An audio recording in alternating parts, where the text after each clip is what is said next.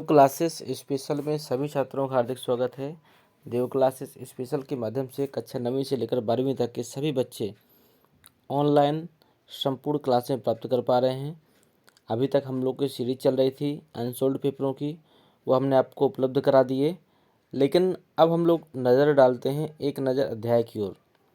ठीक है, किस अध्याय से कितनी महत्वपूर्ण चीज़ें हैं और क्या क्या चीज़ें ऐसी हैं जो आ सकती हैं। तो सभी बच्चे ध्यान से पूरा वीडियो देखें, बिल्कुल भी स्किप न करें। ईश्वर चाहेगा इन अध्याय से जितना भी आप देखेंगे उनमें से 99% आपकी फंसने की संभावना है। कोई प्रश्न अगर आपको नहीं बनता होगा तो वो आज इस वीडियो से क्लियर हो जाएगा।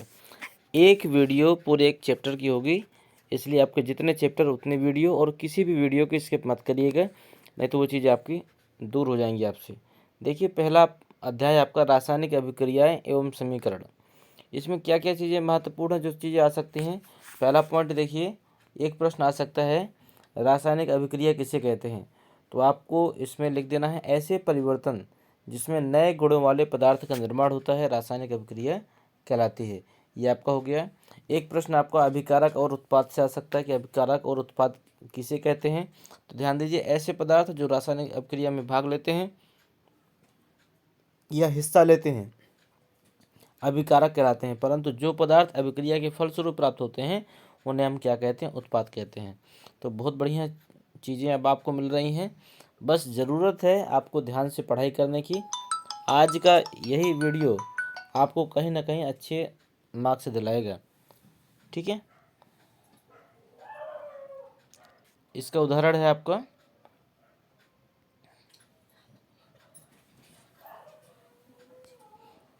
भोजन का पाचन, श्वसन, लोहे पर जंग लगना, मैग्नीशियम फीते का जलना, दही का बनना। ये सब कैसे, ये सब परिवर्तन है आपके रासायनिक अभिक्रिया के। रासायनिक अभिक्रिया के परीक्षण पूछता है, वैसे परीक्षण आता नहीं है तो हम इसको आगे बढ़ाएंगे। रासायनिक अभिक्रियाएं कैसे प्रदर्शित की जाती हैं, तो ये आप देख सकते हैं। जैसे हम इसकी बात करें, यहाँ पर ZN + H2SO4, ठीक है, ये आपका कहलाएगा लेफ्ट हैंड साइड में अभिकारक। और ये जब अभिक्रिया करता है तो बनता है ZnSO4, जिसे हम लोग जिंक सल्फेट कहते हैं, और H2 इसी से मिलकर। ठीक है, तो ये कहीं ना कहीं आपका कहलाएगा सेकेंड टाइप पार्ट, ये कहलाएगा उत्पाद और ये कहलाएगा अभिकारक। ठीक है, रासायनिक समीकरण किसे कहते हैं, ये प्रश्न आपका महत्वपूर्ण है। तो रासायनिक अभिक्रिया रासायनिक समीकरण द्वारा निरूपित की जाती है। ठीक है, और है क्या परिभाषा, रासायनिक समीकरण में तत्वों के प्रतीक या अभिकारक और उत्पादों के रासायनिक सूत्र उनकी भौतिक अवस्था के साथ लिखे जाते हैं। ठीक है, और रासायनिक अभिक्रिया में आवश्यक परिस्थितियां जैसे ताप, दाब, प्रेरक आदि को तीर के निशान के ऊपर या नीचे दर्शाया जाता है। ध्यान दीजिएगा कि जो भी उसकी ताप, दाब और उत्प्रेरक ये चीज़ें होती हैं, इनको तीर के ऊपर और नीचे हम लोग दर्शा सकते हैं। यदि हम ऐसा नहीं करते हैं तो वो जो समीकरण होता है वो पूरी तरीके से सही नहीं माना जाता है। अगला प्रश्न आपका है संतुलित समीकरण के बारे में पूछ सकता है। तो जो रासायनिक समीकरण को संतुलित करना, ये आपका द्रव्यमान संरक्षण नियम के अंतर्गत आता है। तो किसी भी रासायनिक समीकरण में द्रव्यमान का न तो निर्माण होता है और न ही विनाश होता है। तो आप ये कह सकते हैं कि जो भी अभिकारक होगा वो पूरा का पूरा आपका उत्पाद में ट्रांसफर हो जाता है, पूरा का पूरा क्या बन जाता है, उत्पाद बन जाता है। कभी कभी ऐसा भी होता होगा कि समीकरण असंतुलित होता है, जैसे अभिकारक ज़्यादा है लेकिन उत्पाद कम बन रहा है। ऐसी स्थिति में आपको उस समीकरण को संतुलित करना होगा। तो संतुलित करने के देखिए कुछ नियम हैं, ये आप नियम देखिएगा। ये प्रश्न आ सकता है आपका कि रासायनिक समीकरण को संतुलित कैसे करेंगे। तो इसका देखिए पहला तरीका है, लिखा हुआ है इसमें, रासायनिक समीकरण लिखकर प्रत्येक सूत्र के चारों ओर बॉक्स बना लीजिए। ठीक है, ये बन गए। इसके बाद में ये बॉक्स बना हुआ है, इसको हमने बच्चों को कई बार बताया भी है। जैसे हमारे पास इसमें क्या क्या है देख लीजिए। इसमें हमारे पास एक तो Fe है, दूसरा H है और तीसरा O है। तीन ही चीज़ें हमारे पास हैं। ठीक है, और यहाँ पर देखिए हमने लिख दिया Fe, H और O। अभिकारक में देखिए कितना कितना, एक है Fe, दो H हैं और एक हमारे पास O है। और उत्पाद में क्या है, Fe हैं आपके आपके पास 3 और H कितने हैं 2 हैं और O कितने हैं 4 हैं। ठीक है,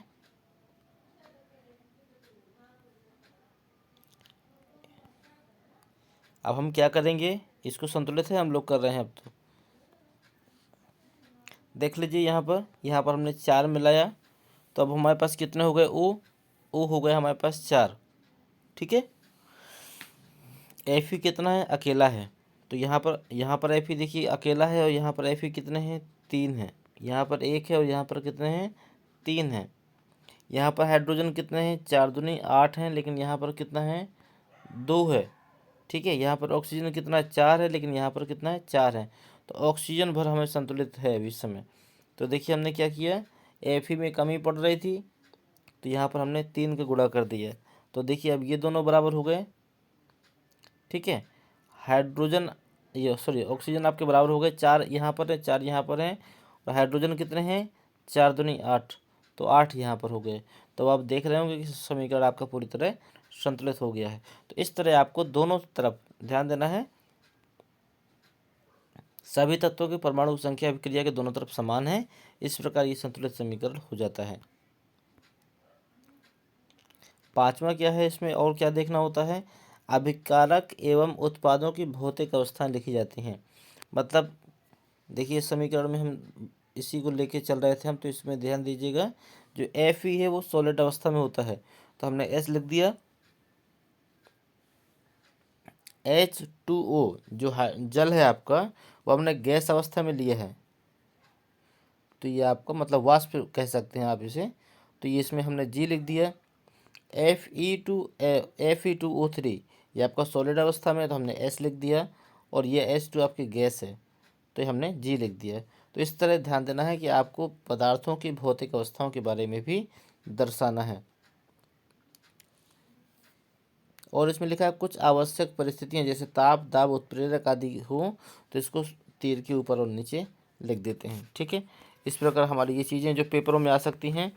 अगली चीज़ जो पेपर में आने वाली है मोस्ट इम्पोर्टेंट है, ये है आपकी ऊष्माक्षेपी और ऊष्माशोषी अभिक्रियाएं। तो देख लीजिए, ऊष्माक्षेपी किसे कहते हैं, जिन अभिक्रियाओं में उत्पाद के निर्माण के साथ साथ ऊष्मा का भी उत्सर्जन हो सकता है या होता है। आप कह सकते हैं जिन अभिक्रियाओं में ऊष्मा उत्सर्जित होती है उसको ऊष्माक्षेपी अभिक्रियाएं कहते हैं। ठीक है, जैसे ये है CH4 मीथेन है ये, इसको ऑक्सीजन के साथ यदि हम दहन करते हैं तो कार्बन डाइऑक्साइड गैस मुक्त होती है, और H2O मतलब पानी, तो ये पानी नहीं बोलेंगे क्योंकि गैसीय अवस्था में है, तो ये वाष्प मुक्त होती है और साथ में हमें ऊष्मा भी मिलती है। ये हमारी कैसी है, ऊष्माक्षेपी अभिक्रिया है। इसके अलावा जो आपका प्रकाश संश्लेषण है, सॉरी प्रकाश संश्लेषण नहीं, एक अभिक्रिया आपकी और दी गई है, ये आपका C6H12O6, ये ग्लूकोज का सूत्र है। इसको जब ऑक्सीजन की उपस्थिति में दहन करवाते तो इसमें भी CO2 और H2O मुक्त होता है। तो CO2 का मतलब कार्बन डाइऑक्साइड, H2O का मतलब जल। ठीक है, तो और इसमें क्या है, ये बस ध्यान दीजिएगा, उसमें छेपी में बस इतना ही है। और इसके बाद में आपका क्या है, इसमें वैद्युत वियोजन ये आपका महत्वपूर्ण नहीं है। प्रकाशीय वियोजन ये नहीं कभी आया है। विस्थापन अभिक्रिया ये आपकी महत्वपूर्ण है। ये ऊष्माशोषी भी देखिए, जिन अभिक्रियाओं में अभिकारकों को तोड़ने के लिए ऊष्मा प्रकाश या विद्युत ऊर्जा की आवश्यकता होती है, जिन अभिक्रियाओं में अभिकारकों को तोड़ने के लिए प्रकाश ऊष्मा या विद्युत ऊर्जा की आवश्यकता होती है, ऊष्माशोषी अभिक्रियाएं कहलाती हैं। इनके अंतर्गत में देखिए कौन कौन सी हैं।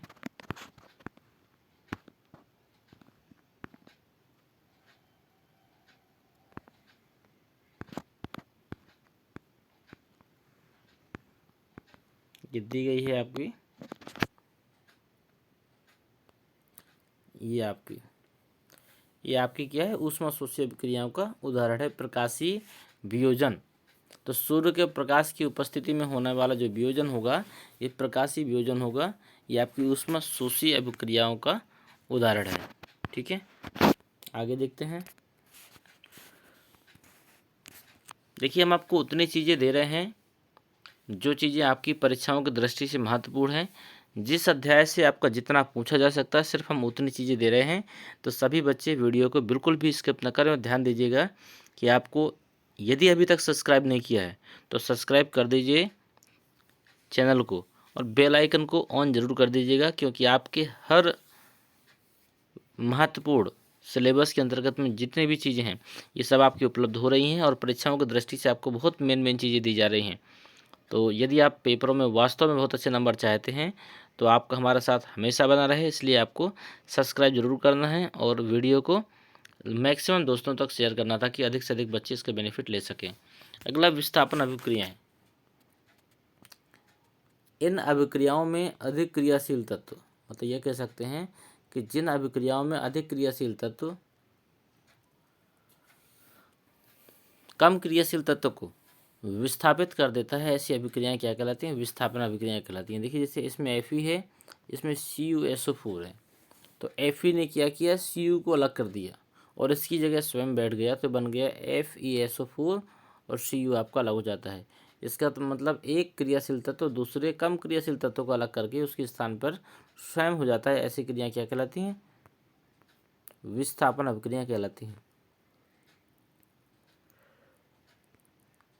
अगली द्विविस्थापन अभिक्रियाएं, ये भी बहुत महत्वपूर्ण है। इसमें देखिएगा, इसको हम दो भागों में बांट सकते हैं, Na2 को अलग और SO2 को अलग, और यहाँ पे BO को अलग और Cl2 की अलग। तो पहले का पहला पार्ट और इसका दूसरा पार्ट, तो क्या बन गया, Na2Cl2, हम कह सकते हैं 2NaCl, ये बन गया। और इसका पहला पार्ट और इसका दूसरा पार्ट, द्विविस्थापन की बात है, तो ये क्या बन गया, BaSO2। ठीक है, BaSO2। लेकिन ये समीकरण अभी ये गलत है, SO2 की जगह SO4 होगा, ये 4 होगा। ठीक है, तो ये BaSO4 और 2NaCl ये आपका बन जाएगा। तो द्विविस्थापन में ध्यान दीजिएगा, द्विविस्थापन में किसी एक यौगिक का एक परमाणु किसी दूसरे यौगिक के दूसरे परमाणु से क्रिया करके एक नया उत्पाद तैयार करता है। ठीक है, इसके बाद में उपचयन और अपचयन। तो उपचयन किसे कहते हैं? जब किसी पदार्थ में ऑक्सीजन की वृद्धि होती है और हाइड्रोजन का ह्रास होता है। जब किसी पदार्थ में ऑक्सीजन की वृद्धि होती है और हाइड्रोजन का ह्रास होता है, तो ऐसी अभिक्रिया आपकी उपचयन अभिक्रियाएं कहलाती हैं। और इसी का उल्टा कर दीजिएगा तो अपचयन हो जाएगा। इसमें देखिए, ऑक्सीजन की वृद्धि हो रही है, मतलब ऑक्सीजन जुड़ रहा है, इसमें देखिए ऑक्सीजन जुड़ रहा है। ठीक है, तो ऐसी अभिक्रियाएं क्या कहलाएंगी? आपकी उपचयन अभिक्रियाएं कहलाती हैं। और इसके विपरीत अगला देखते हैं, अपचयन। जब किसी पदार्थ में, ये जब किसी अभिक्रिया में ऑक्सीजन का ह्रास होता है या हाइड्रोजन की वृद्धि होती है, तो देखिए कि इसमें हाइड्रोजन जुड़ रहा है, तो ऐसी अभिक्रियाएं क्या कहलाएंगी? अपचयन अभिक्रियाएं। बहुत ही शॉर्ट ट्रिक बताई जा रही है आपको, ताकि आपको परीक्षाओं में बिल्कुल भी दिक्कत ना हो। संक्षारण मोस्ट इम्पोर्टेंट है, ये आपका पूछा जा सकता है। संक्षारण का मतलब होता है, शुद्ध रूप में हम बता दें, जंग लगना। यदि कोई धातु आर्द्रता का मतलब नमी के कारण अम्ल आदि के संपर्क में आती है, तो धातु की ऊपरी परत कमजोर हो जाती है, ये संक्षारित हो जाती है। जैसे लोहे की वस्तुओं पर जंग लगना, चांदी के ऊपर काली परत जम जाना, तांबे के ऊपर हरी परत जम जाना, ये सब किसके ये सब लक्षण है आपके संक्षारण के। ठीक है, और संक्षारण से वस्तुओं को कैसे बचाया जा सकता है? विद्युत लेपन से और पेंट करके। आप देखते होंगे लोहे की जितनी भी चीज़ें होती हैं और आपके घर के दरवाजे वगैरह होते हैं, उन सबको पेंट करके रखा जाता है ताकि हम जंग लगने से बचा सकें। विकृत गंधिका, ये आपका प्रश्न बहुत बार आया है, विकृत गंधिका किसे कहते हैं? तो वसायुक्त और तेली खाद्य सामग्री को, मतलब जिनमें घी तेल होता है, ऐसी सामग्री को यदि वायु के संपर्क में आने पर उपचयित हो जाते हैं। उपचयित के कह सकते हैं, फिर बंद करके रख देते हैं। आप भी देखते हो, जब घी तेल के डब्बे यदि बंद करके रख दिए जाएँ और लंबे समय तक बंद रहते हैं तो उनमें क्या होता है, उनके स्वाद और गंध में परिवर्तन हो जाता है। यही क्या कहलाता है? यही आपका विकृत गंधिका कहलाता है। इसको रोकने के लिए हम लोग क्या करते हैं? वायुरोधी बर्तन में खाद्य सामग्री भर के रखते हैं, मतलब जिसमें से अलग से वायु न जा पाए, जिसे आप लोग कहते हैं एयर टाइट कंटेनर। ऐसी चीज़ों में रखते हैं तो उसमें खराब होने का डर कम रहता है। अगला है वायु के स्थान पर नाइट्रोजन गैस के द्वारा। आप देखते होंगे जितने भी चिप्स के पैकेट आते हैं, आप चिप्स बनाइए और उसको पैक करिए, आप देखेंगे शाम तक उस चिप्स का जो क्रिस्पीपन था वो समाप्त हो जाता है और वो चिप्स बिल्कुल मतलब एक अजीब सा ढीलापन आ जाएगा उसमें। लेकिन इसके स्थान पर यदि आप मार्केट की किसी भी चिप्स के पैकेट खरीदते हैं तो आप देखते हैं उसमें क्रिस्पीपन ज़्यादा रहता है। इसका मतलब उसमें उन पैकेटों में नाइट्रोजन गैस भरी जाती है। शीतलन के द्वारा और प्रतिऑक्सीकरण का उपयोग करके इस प्रकार हम लोग विकृत गंधिका को रोक सकते हैं। शीतलन का मतलब आप देखते होंगे फ्रिज में यदि आप चीज़ों को रख देते हैं तो वो काफ़ी समय तक सुरक्षित रहती हैं। ठीक है, ये तो था यहाँ तक मोस्ट इम्पोर्टेंट प्रश्न। अभी इसके बाद हम लोग प्रश्नावली में चलते हैं। जो महत्वपूर्ण होगा वो हम आपको बताएंगे। एक प्रश्न बार बार आता है कि जब लोहे की कील को कॉपर सल्फेट के विलयन में 15 मिनट के लिए डुबोया जाता है तो लोहे की कील और कॉपर सल्फेट के विलयन में क्या परिवर्तन होता है? ठीक है, ये प्रश्न है आप लोग को देखने हैं, एक एक नंबर के हैं। बर्फ का पिघलना कैसा परिवर्तन है? दूध का दही में बदलना कैसा परिवर्तन है? श्वसन को ऊष्मक्षेपी अभिक्रिया कैसे कहते हैं? ये प्रश्न आपके लिए महत्वपूर्ण है, आप लोग देख लीजिएगा इनको। और इसमें से कौन सी चीज़ें पूछी जा सकती हैं? ये देखिए, ये आपका समीकरण संतुलित करने के लिए आपका गृहकार मान के चलिए कि प्रत्येक अभिक्रिया का प्रकार बताइए। ये मतलब अभिक्रिया किस प्रकार की आपने पढ़े होंगे? संयोजन अभिक्रिया, वियोजन अभिक्रिया, अपघटन अभिक्रिया, विस्थापन अभिक्रिया, द्विविस्थापन अभिक्रियाएं। तो आपको इसमें से क्रम बताना है कि इसमें से कौन सी अभिक्रिया है। ठीक है, और ये आपको संतुलित करने हैं, ये आपको सब संतुलित करने हैं। ठीक है, और इसमें आपको अभिक्रियाओं का प्रकार बताना है।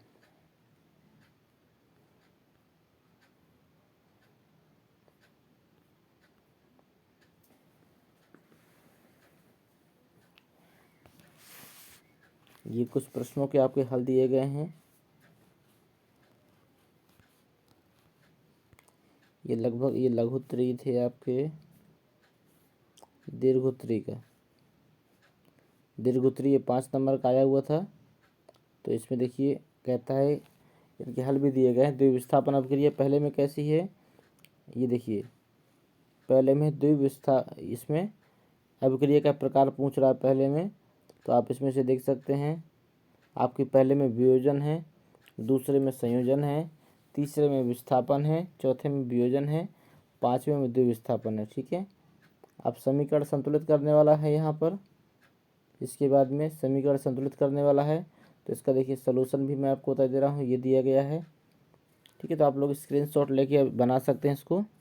इसके बाद में और कोई प्रश्न? बस इतना था, ये था आपका पाठ पहला, और इसी के साथ हमारा पहला पाठ समाप्त होता है।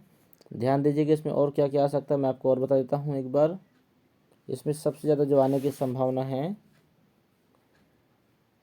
वह आपका संतुलित समीकरण।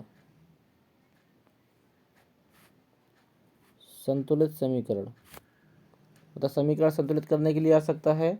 ठीक है, इसके बाद में आपका आ सकता है क्या होता है, क्या होता है जब, ये भी आ सकता है आपका। और एक और आ सकता है आपका कैसे प्राप्त करोगे, कैसे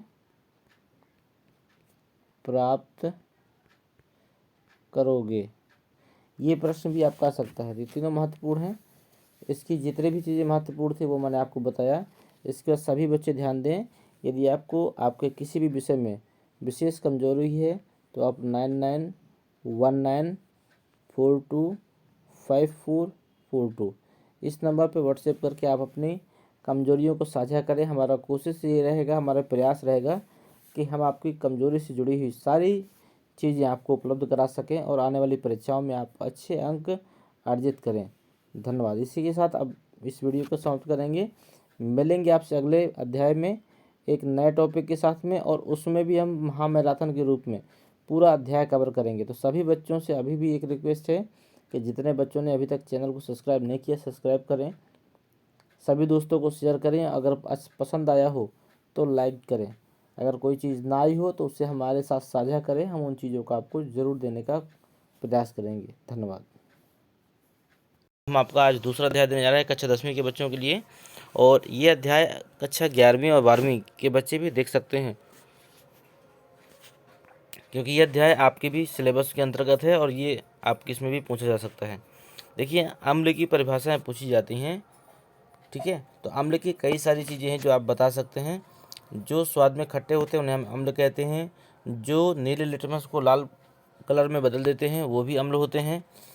जो जली विलयन में H+ आयन देते हैं वो भी आपके आयन होते हैं, ठीक है। और एसिड जो अम्ल होता है उसका इंग्लिश में हम लोग एसिड बोलते हैं, जिसका अर्थ होता है क्या है, खट्टा। और ये आपका लैटिन भाषा से लिया गया है, ये शब्द जो है लैटिन भाषा से लिया गया है।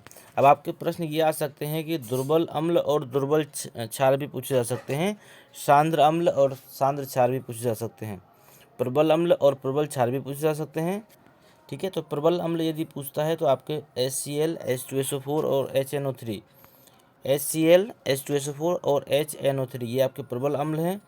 अगर दुर्बल अम्ल पूछा जाता है तो CH3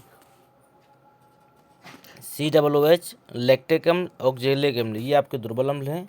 सांद्र अम्ल पूछे जाते हैं तो सांद्र किसे कहते हैं, सांद्र जिनमें आपकी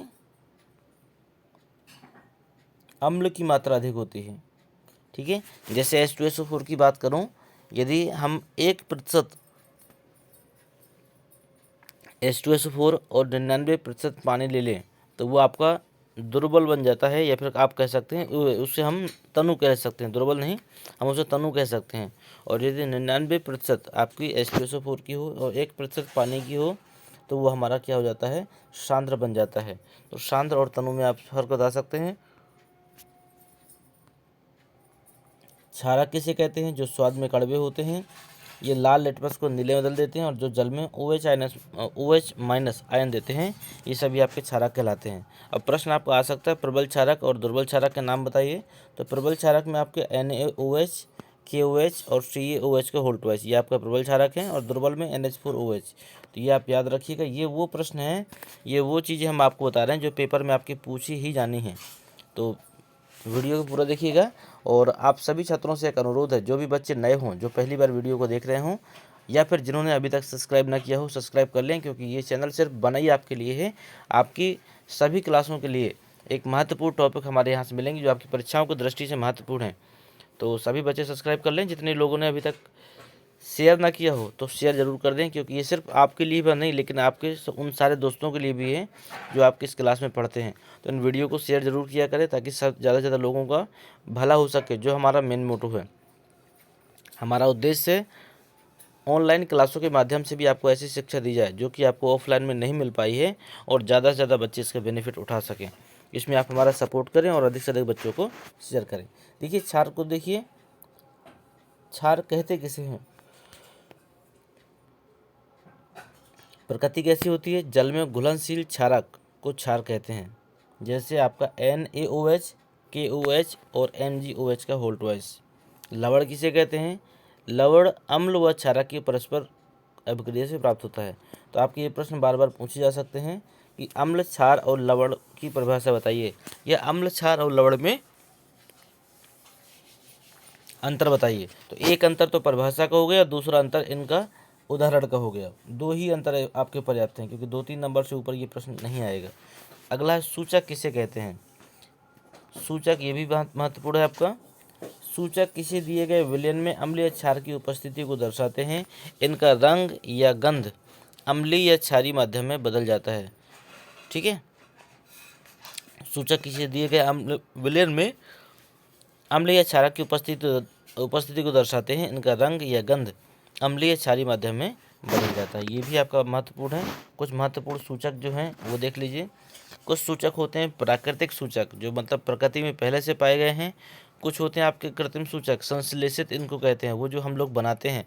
और कुछ होते हैं गंधी सूचक। इनको समझ लेते हैं। प्राकृतिक क्या कहलाते हैं?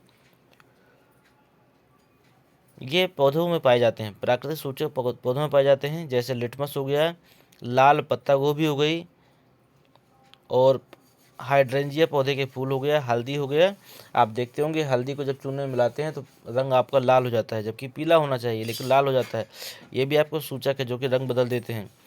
कुछ हैं कृत्रिम सूचक, जैसे मेथिल और ऑरेंज हो गया आपका, फिनोल्फ्थालीन हो गया। इसे हम लोग रासायनिक पदार्थ भी कहते हैं। और गंधी सूचक में क्या है? इन पदार्थों की गंध अम्लीय या क्षारीय माध्यम में बदल जाती है, जैसे प्याज हो गया, लौंग का तेल हो गया। ठीक है। अब इसमें अगर परिवर्तन पूछा जाता है तो आप बता सकते हैं।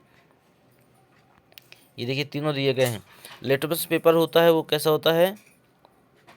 अम्ल के साथ क्रिया करता है तो लाल हो जाता है, और क्षार के साथ नीला हो जाता है।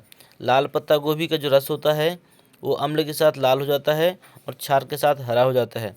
हल्दी में अम्ल में कोई बदलाव नहीं होता, यदि अम्ल में मिलाते हैं तो कोई बदलाव नहीं होता है, लेकिन क्षार के साथ क्रिया करती है तो ये लाल हो जाती है। हाइड्रेंजिया के जो फूल हैं वो अम्ल के साथ क्रिया करके नीले हो जाते हैं, जबकि क्षार के साथ क्रिया करके गुलाबी हो जाते हैं। फिनोल्फ्थालीन आपका रंगहीन होता है अम्ल के साथ, लेकिन जब क्षार के साथ जाएगा तो गुलाबी हो जाता है। इसी प्रकार मेथिल ऑरेंज आपका लाल होता है अम्ल के साथ, लेकिन क्षार के साथ पीला हो जाता है। प्याज का रस, इसमें तीक्ष्ण गंध होती है अम्ल के साथ क्रिया करने पे, लेकिन क्षार के साथ कोई गंध नहीं होती है। वेनिला, इसमें भी इसी प्रकार की तीक्ष्ण गंध होती है, लेकिन इसमें कोई गंध नहीं होती है। लौंग का तेल में भी समान गंध होती है और इसमें कोई गंध नहीं होती क्षार के साथ में। तो ये आपकी पूछे जा सकते हैं, आपके महत्वपूर्ण भी हैं।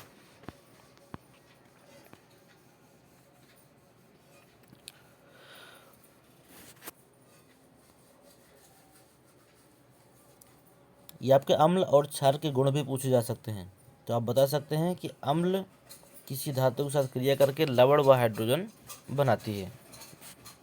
अम्ल किसी धातु के साथ क्रिया करके लवण वो हाइड्रोजन बनाती है, और क्षार किसी धातु के साथ क्रिया करके ये भी आपके लवण और हाइड्रोजन बनाती है। इसमें बाकी ये महत्वपूर्ण नहीं है। दूसरा है आपका जो अम्ल है वो धातु कार्बोनेट से जब क्रिया करता है तो लवण बनाता है, कार्बन डाइऑक्साइड बनाता है और जल बनाता है। ये चीज़ें आपकी महत्वपूर्ण हैं। अम्ल जब धातु कार्बोनेट से क्रिया करता है तो लवण भी बनाएगा, कार्बन डाइऑक्साइड भी बनाएगा और जल भी बनाएगा। ध्यान दीजिएगा इस प्रक्रिया में कार्बन डाइऑक्साइड और जल अवश्य बनता है। इसका समीकरण भी दिया गया है, अम्ल प्लस धातु कार्बोनेट इक्वल टू लवण प्लस CO2 प्लस जल। तो आपको CO2 और जल तो बनाना ही बनाना है। जैसे दूसरा भी हम देखिए क्या लिखा है, HCl प्लस NaHCO3। तो क्या बना? NaCl बना, CO2 बना और H2O बना। ठीक है, ये दूसरा प्रयोग था। सबसे पहला हमने आपको बताया कि अम्ल जब किसी धातु के साथ क्रिया करता है, अम्ल जब किसी धातु के साथ क्रिया करता है तो क्या बनाता है? लवण और हाइड्रोजन बनाता है। लेकिन अम्ल जब किसी धातु कार्बोनेट से क्रिया करता है तो लवण बनाता है, कार्बन डाइऑक्साइड बनाता है और जल बनाता है। ठीक है, क्षार के साथ कोई अभिक्रिया नहीं होती है इसकी। ठीक है। अब अगला है उदासीनीकरण अभिक्रिया। ये आपकी काफ़ी बार पूछी गई है। इसमें आप लिख सकते हैं कि जब अम्ल द्वारा क्षारक का प्रेक्षित प्रभाव क्षारक द्वारा अम्ल का प्रभाव समाप्त हो जाता है। ठीक है, या फिर आप कह सकते हैं जब अम्ल और क्षार आपस में क्रिया करके लवण और जल बनाते हैं। ठीक है, लवण और जल बनाते हैं तो ऐसी क्रिया क्या कहलाती है? उदासीनीकरण अभिक्रिया कहलाती है। ठीक है, यहाँ से परिभाषा हो जाएगी, लवण और जल प्राप्त होते हैं तो उदासीनीकरण अभिक्रिया होती है। तो आपको बना देना है कि जब अम्ल और क्षार आपस में क्रिया करके, यहाँ से है आपका ये पर, यहीं से परिभाषा बन जाएगी, जब अम्ल और क्षार आपस में क्रिया करके लवण एवं जल बनाते हैं तो ऐसी क्रिया उदासीनीकरण अभिक्रिया कहलाती है। कोई भी एक समीकरण लिख दीजिएगा, जैसे ये लिखा हुआ है NaOH plus HCl equal to NaCl plus H2O। ठीक है, अगला है जब अम्ल किसी धात्विक ऑक्साइड के साथ क्रिया करता है, धात्विक ऑक्साइड के साथ क्रिया करता है तो भी आपका लवण एवं जल बनता है। तो आपको दुनियादारी नहीं लिखना है, आपको सिर्फ वो चीज़ लिखनी है जो चीज़ आपको याद करनी है। तो ये लिखना है समीकरण कि अम्ल धात्विक ऑक्साइड के साथ क्रिया करके लवण एवं जल बनाता है। अगला देखते हैं, आध्यात्मिक ऑक्साइड के साथ क्रिया करके क्या बनाता है, इसमें भी आपका लवण और जल ही बनता है। अब ये सब चीज़ें महत्वपूर्ण नहीं है आपके लिए।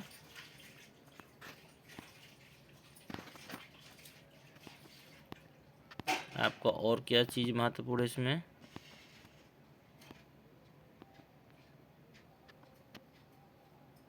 हाँ ये प्रश्न पूछा जा सकता है कि क्षार एवं अम्ल की प्रबलता किस पर निर्भर करती है। तो आप लिख सकते हैं किसी क्षार या अम्ल की प्रबलता उसके द्वारा उत्पन्न H+ आयन या OH आयनों की संख्या पर निर्भर करती है। किसी क्षार या अम्ल की प्रबलता उसमें उत्पन्न H+ आयन और OH- आयनों पर निर्भर करती है। ये आपका प्रश्न इसमें बन रहा था, महत्वपूर्ण भी है। अगला pH स्केल आपका मोस्ट इम्पोर्टेंट है। आप जानते होंगे कि pH से ही हम लोग पता कर सकते हैं कौन सा विलयन अम्लीय है कौन सा क्षारीय। अगर हम एक pH स्केल ले लें इस तरह, यहाँ लिख दें 7 और यहाँ 1 2 3 4 इस तरह लिख दें और यहाँ हम 14 तक चले जाएंगे, तो ध्यान दीजिएगा जो 7 से नीचे होंगे वो सभी आपके अम्लीय होंगे, ठीक है। जो 7 से ऊपर होंगे वो सभी क्षारीय होंगे और जो 7 होगा जिसका pH मान वो आपका उदासीन हो जाता है। जैसे शुद्ध जल हमारा उदासीन माना जाता है। तो इसमें देख सकते हैं किसी विलयन में उपस्थित H+ आयन की सांद्रता ज्ञात करने के लिए pH एक स्केल विकसित किया गया। किसी विलयन में उपस्थित हाइड्रोजन आयनों की सांद्रता ज्ञात करने के लिए एक स्केल बनाया गया। इसी स्केल को pH स्केल भी कहते हैं, ठीक है। यदि किसी विलयन का pH मान 7 से कम है तो वह कैसा होगा,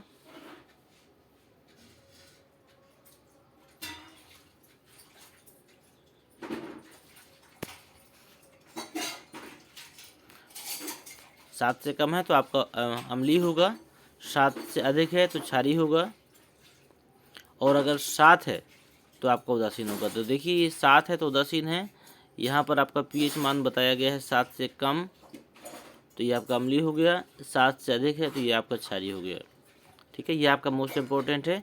आपसे पूछा जा सकता है कि किसी विलयन का pH मान 5 है तो वो विलयन कैसा होगा, तो आपको बताना पड़ेगा कि वो विलयन आपका अम्लीय होगा क्योंकि इसका pH मान 7 से कम है।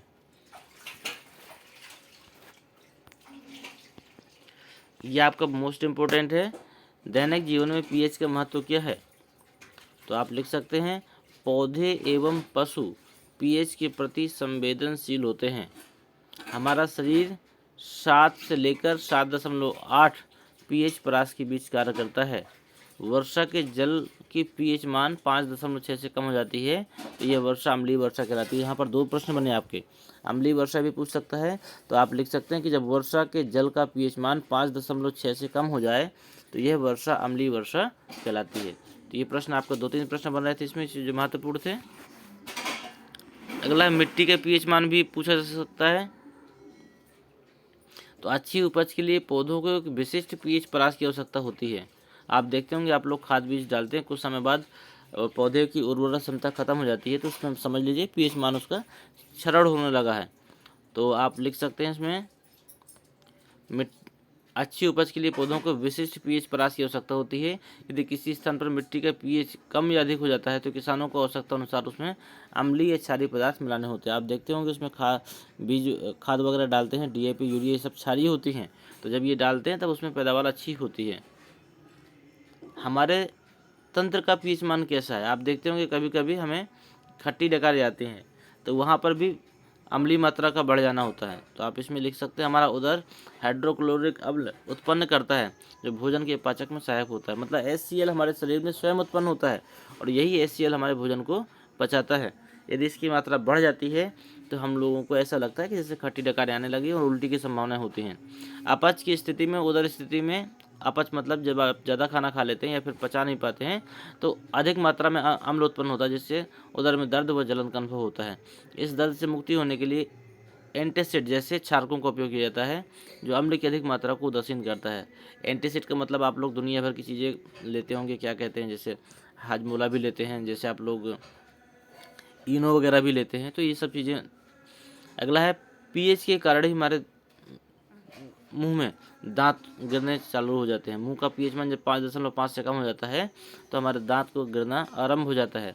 ये प्रश्न आपके इतने महत्वपूर्ण हैं कि परीक्षाओं में पूछे ही जाते हैं, तो आप जरूर ध्यान दीजिएगा इस पूरे अध्याय को।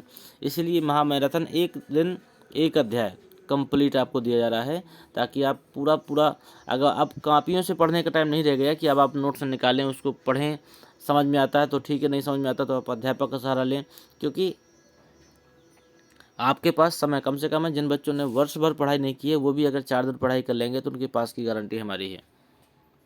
अगला देखिए, इसमें दांतों का एनेमल मतलब कैल्शियम फॉस्फेट से बना होता है, जो कि शरीर में सबसे कठोर पदार्थ होता है।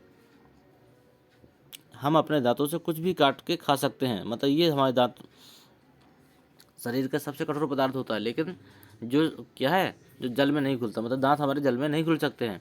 लेकिन मुंह का जब पीएच मान 5.5 से कम हो जाता है तो हमारे दांत भी संचालित होने लगते हैं। संचालित का मतलब धीरे धीरे कमजोर होने लगते हैं, टूटने लगते हैं, गिरने लगते हैं।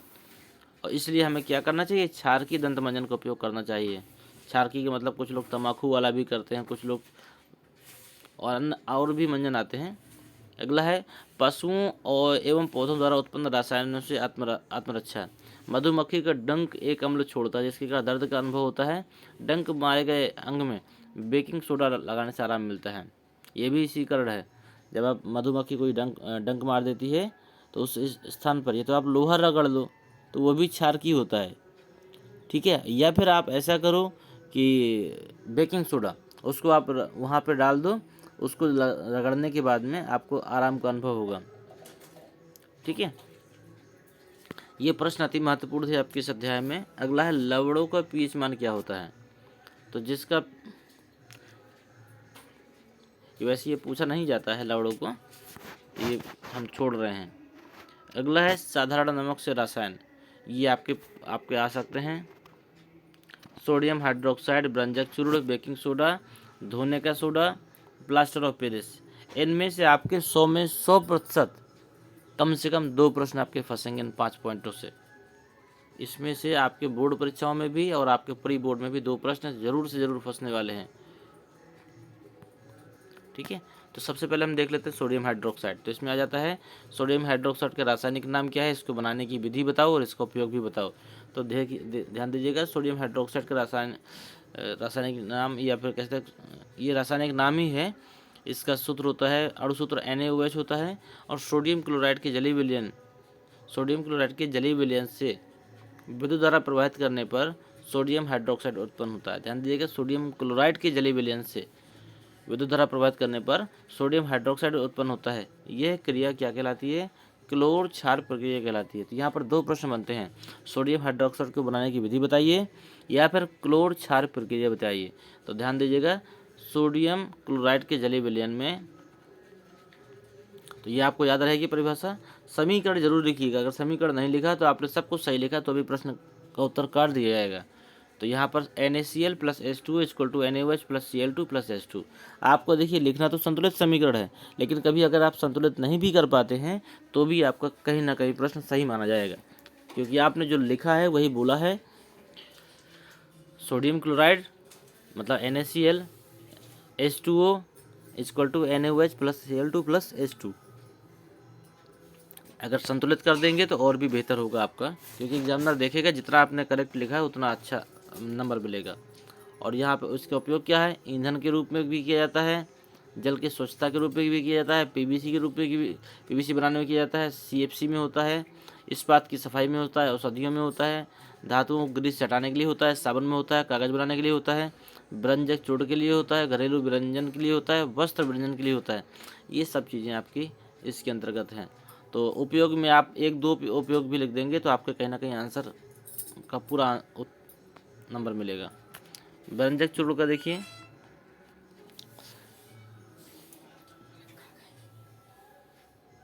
व्यंजक चूर्ण में देख लीजिए, शुष्क बुझे हुए चूने पर यदि क्लोरीन की क्रिया कराई जाती है तो हमारे पास व्यंजक चूर्ण प्राप्त होता है, ठीक है। तो CaOH का होल ट्वाइस ये आपका शुष्क बुझे हुए चूने का सूत्र है। इसमें अगर हम Cl2 की क्रिया करवाते हैं तो हमें मिल जाता है CaOCl2 + H2। इससे छोटा तो आपको आपके कोचिंग में भी नहीं लिखवाया गया होगा और इससे छोटा आपको स्कूल में भी नहीं लिखवाया गया होगा, लेकिन नंबर आपको उतने ही मिलने हैं। बहुत ही संक्षेप में बताया जा रहा है, लेकिन यहाँ पर आपको आंसर पूरे मिलने वाले हैं और आंसर के नंबर भी पूरे मिलने वाले हैं। इसका उपयोग देख लीजिए जो पूछा जाता है। वस्त्र उद्योग में, कागज़ की फैक्ट्री में, रासायनिक उद्योगों में अपचायक के रूप में, पीने वाले जल को जीवाणु से मुक्त करने में व्यंजक चूर्ण का उपयोग होता है। चलिए बढ़ते हैं अगले में। बेकिंग सोडा देखिए, बेकिंग सोडा बनाने की विधि NaCl plus H2O plus CO2 plus NH3, इतनी चीज़ों को मिला देते हैं तो बन जाता है हमारा क्या, बेकिंग सोडा, NaSCO3।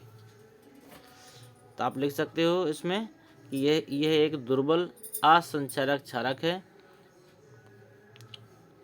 और इसको पुनः गर्म करने पर, खाना ये लिखा हुआ है आपका, खाना पकाते समय गर्म करने पर इसमें निम्न अभिक्रिया होती है। तो NaHCO3 को जब गर्म करते हैं तो Na2CO3 प्राप्त होता है। इसके बाद में इसमें जल और कार्बन डाइऑक्साइड गैस भी मुक्त होती है। इसका उपयोग पूछा जाए तो आप लिख सकते हैं बेकिंग पाउडर के रूप में, और सोडा अम्ल मतलब अग्निशामक में भी इसका प्रयोग किया जाता है, और पाव रोटी या केक खमीर उठ जाता है, इसमें भी ये स्पंजी के रूप में, स्पंजी बनाने के लिए उपयोग किया जाता है। तो ये 2-3 उपयोग आप लिख सकते हैं। बेकिंग पाउडर आपने लिख ही लिया है। बेकिंग पाउडर को आप जानते होंगे अपने घरेलू उपयोग में लाते हैं, इसको हम लोग मीठा सोडा भी बोलते हैं। ठीक है, अब चलते हैं धोने का सोडा। सोडियम कार्बोनेट के पुनः क्रिस्टलीकरण से, सोडियम कार्बोनेट का यदि हम क्रिस्टलीकरण करते हैं तो हमें धोने का सोडा प्राप्त हो जाता है। यह एक क्षारकीय लवण है। टॉपिक वाइज वीडियो नहीं, यदि आप इस वीडियो को पूरा देखते हैं तो आपका पूरा तीसरा अध्याय कंप्लीट होगा जो कक्षा 10वीं में है। और यह अध्याय 10वीं ही नहीं, आपकी 11वीं और 12वीं के बच्चों के लिए भी महत्वपूर्ण है, और इससे नीचे मतलब 9वीं के बच्चों के लिए भी महत्वपूर्ण है, क्योंकि ये टॉपिक आपका कक्षा 9वीं में भी है। तो चलिए देखते हैं धातु और अधातु क्या है। देखिए, आपको भी मालूम है किसी भी तत्व को या किसी भी वस्तु को उनके गुणों के आधार पर वर्गीकृत किया गया है। यदि किसी भी वस्तु में या किसी भी धातु में या किसी भी तत्व में इलेक्ट्रॉनों का प्रवाह आसानी से हो जाता है तो आपकी क्या कहलाती है, धातु होती है। लेकिन जिनमें इलेक्ट्रॉनों का प्रवाह नहीं होता वो आपकी धातु होती है। तो इसमें प्रश्न दिया गया है जिसका आंसर है आपका तत्वों को उनके गुणधर्मों के आधार पर। यदि आपको कहा जाता है कि तत्वों को किस प्रकार वर्गीकृत किया जाता है तो आप बता सकते हैं तत्वों को उनके गुणधर्मों के आधार पर धातु एवं अधातु में वर्गीकृत किया जा सकता है। बस इसमें यही इंपॉर्टेंट है। यदि धातु की उदाहरण पूछता है तो आयरन, एल्युमिनियम, चांदी, कॉपर, बहुत सारी धातुएं हैं। और अगर अधातु पूछता है तो हाइड्रोजन, नाइट्रोजन, सल्फर, ऑक्सीजन, ये सब अधातु आपकी होती हैं। ठीक है, इसके बाद में ये जो प्रश्न है आपका बहुत अधिक महत्वपूर्ण है। क्या, धातु और अधातु में अंतर। ये लगभग हर साल पूछा जाता है, तो ध्यान से देखिएगा। आप चाहें तो इस प्रकार लिख सकते हैं, एक गुणधर्म का कॉलम होगा, एक धातु का और एक अधातु का। या फिर ऐसा करिए कि आप इस कॉलम को ना भी लिखेंगे तो कोई दिक्कत नहीं है। यदि ये दोनों कॉलम होते हैं तो भी आप कर सकते हैं। यहाँ पर आप सीरियल नंबर 1 डालिए। ठीक है, तो पहला पॉइंट इसमें, यदि हम धात्विक चमक की बात करें तो धातुओं में क्या होती है, एक प्रकार की चमक होती है, लेकिन अधातु जो होती हैं वो चमकीली नहीं होती। ठीक है, लेकिन सिर्फ आयोडीन एक ऐसी धातु है जो आपकी चमकीली होती है। दूसरा है आपका प्रश्न, इसी में दूसरा नंबर है, धातुएं सामान्यतः कठोर होती हैं लेकिन अधातुएं कठोर नहीं होती हैं। धातुएं कमरे के ताप पर ठोस रूप में पाई जाती हैं लेकिन अधातुएं आपके ठोस या गैसीय रूप में पाई जाती हैं। आघात वर्धनीयता, आघात वर्धनीयता किसे कहते हैं, जब पीट कर किसी भी धातु की चद्दर बना दें, ठीक है, तो वो आपका आघात वर्धनीयता होता है। तो इसमें क्या है, धातुएं पीट कर इनकी चद्दरें बनाई जा सकती हैं। ठीक है, लेकिन अधातुओं में ऐसा नहीं होता है, इसलिए आघात वर्धनीयता का गुण इनमें नहीं पाया जाता है। अगला प्रश्न इसी में पॉइंट है, तन्यता। धातुओं से आप तार खींच सकते हैं लेकिन अधातुएं तन्य नहीं होती हैं, इसलिए आप इनके तार नहीं बना सकते। आप देखते होंगे 100 ग्राम यदि आप लोहा ले लें तो लोहे से आप बहुत लंबा तार बना सकते हैं। ठीक है, लेकिन इसके स्थान पर आप 100 ग्राम अधातु ले लें तो आप उससे तार नहीं बना पाएंगे, क्योंकि वो तार नहीं होती, वो आपकी टूट जाएगी। ठीक है, अगला है तो बहुत सारे, बस आपके इतने पर्याप्त हैं। आप एक पॉइंट ये भी देख सकते हैं, धातुएं ध्वनिक होती हैं, मतलब इनको टकराने पर इसमें आवाज़ होती है, लेकिन अधातुएं ध्वनिक नहीं होती हैं, इनको टकराने पर कोई आवाज़ नहीं आती है। इतने पर्याप्त पॉइंट हैं। इसके बाद में अब आपका क्या महत्वपूर्ण है इस अध्याय में, ये आपका महत्वपूर्ण नहीं है। और देखते हैं उभयधर्मी ऑक्साइड किसे कहते हैं। ये आपका महत्वपूर्ण है, उभयधर्मी। वे धातु एक ऑक्साइड जो अम्ल तथा क्षार दोनों से क्रिया करते हैं और लवण और जल उत्पन्न करते हैं, वे क्या कहलाते हैं, उभयधर्मी ऑक्साइड कहलाते हैं। इसका कोई भी आप इन दोनों में से एक उदाहरण याद कर लीजिएगा।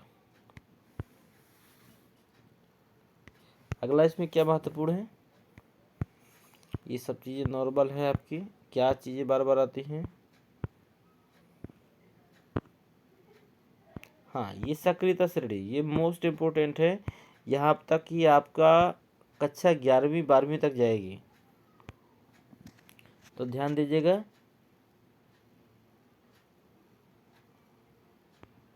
अधिक क्रियाशील धातुएं अपने से कम क्रियाशील धातुओं को उनके यौगिक के जलीय विलयन से विस्थापित कर देती हैं। ये धातु की सक्रियता श्रेणी पर आधारित है। हालांकि ये पॉइंट हमारे काम का नहीं था, लेकिन हमने इसलिए बता दिया क्योंकि आपको सक्रियता श्रेणी के बारे में जानकारी लेनी थी। तो सक्रियता श्रेणी क्या होती है, वह सूची जिसमें धातुओं को क्रियाशीलता के अवरोही क्रम में व्यवस्थित किया जाता है। ध्यान दीजिएगा, अवरोही क्रम का मतलब घटते हुए क्रम में। ठीक है, वह सूची जिसमें धातुओं को उनकी क्रियाशीलता के आधार पर अवरोही क्रम में व्यवस्थित किया जाता है, सक्रियता श्रेणी कहलाती है। तो देखिएगा, इसमें ध्यान दीजिएगा। सबसे ऊपर आपका पोटेशियम होगा, फिर सोडियम, फिर कैल्शियम, फिर मैग्नीशियम, फिर एल्युमिनियम, फिर जिंक, फिर फेरस है, और आपका पीबी है, लेड है। मतलब इतनी आपको लगातार आपको बनानी है। अगर क्रियाशीलता का या सक्रियता श्रेणी पूछी जाती है तो आप इसी प्रकार क्रम लिखेंगे और उसमें लिख देंगे घटती हुई अभिक्रियाशीलता। नीचे की ओर आएंगे तो घटती जाएगी। इसमें कुछ और भी हैं। एच है मतलब हाइड्रोजन, और कॉपर है आपका, और मरकरी है।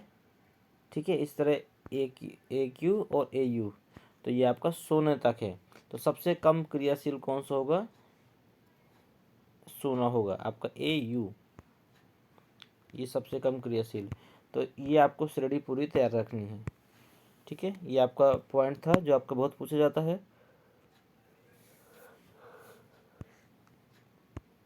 अब ये सब नॉर्मल है, कोई दिक्कत नहीं है। ये प्रश्न आपका पूछा जाता है, आयनिक यौगिक किसे कहते हैं। तो विपरीत आवेशित आयन एक दूसरे को आकर्षित करते हैं तथा मजबूत स्थिर विद्युत बल में बंधकर आयनिक यौगिक बनाते हैं। ठीक है, ये आपका आयनिक यौगिक का है। इसके गुणधर्म भी आ सकते हैं आपके भौतिक प्रकृति। तो ये ठोस व कुछ कठोर भी होते हैं और भंगुर भी होते हैं। घुलनशीलता, आयनिक यौगिक प्रायः जल में घुलनशील व केरोसिन पेट्रोल जैसे विलायकों में अविलेय होते हैं। विद्युत चालकता, आयनिक यौगिक जलीय विलयन में और गलित रूप में विद्युत का चालन करते हैं। तो ये आपके 2-3 पॉइंट पर्याप्त हैं। इसमें यदि आता है, वैसे मोस्ट इम्पोर्टेंट नहीं है, लेकिन आपको इसको देखना है। एस का आपका आ सकता है, वे खनिज जिसमें धातुओं की मात्रा पाई जाती है और उसे निकालना लाभकारी भी होता है, एस के कहलाते हैं। ये प्रश्न कैसा आ सकता है आपका, खनिज तथा एस के में अंतर बताइए। तो जो हम जमीन से प्राप्त करते हैं वो होता है खनिज, और यदि हम उसको शुद्ध कर देते हैं तो वो बन जाता है अयस्क।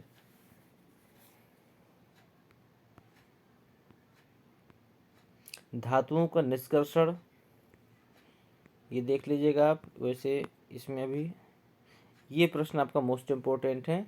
गैंग और भर्जन बहुत बार आया है। ये गैंग किसे कहते हैं, ये प्रश्न आपका आया है। तो कई बच्चों ने तो ऐसा लिख दिया था कि लोग जो समूह बना लेते हैं वही गैंग कहलाता है।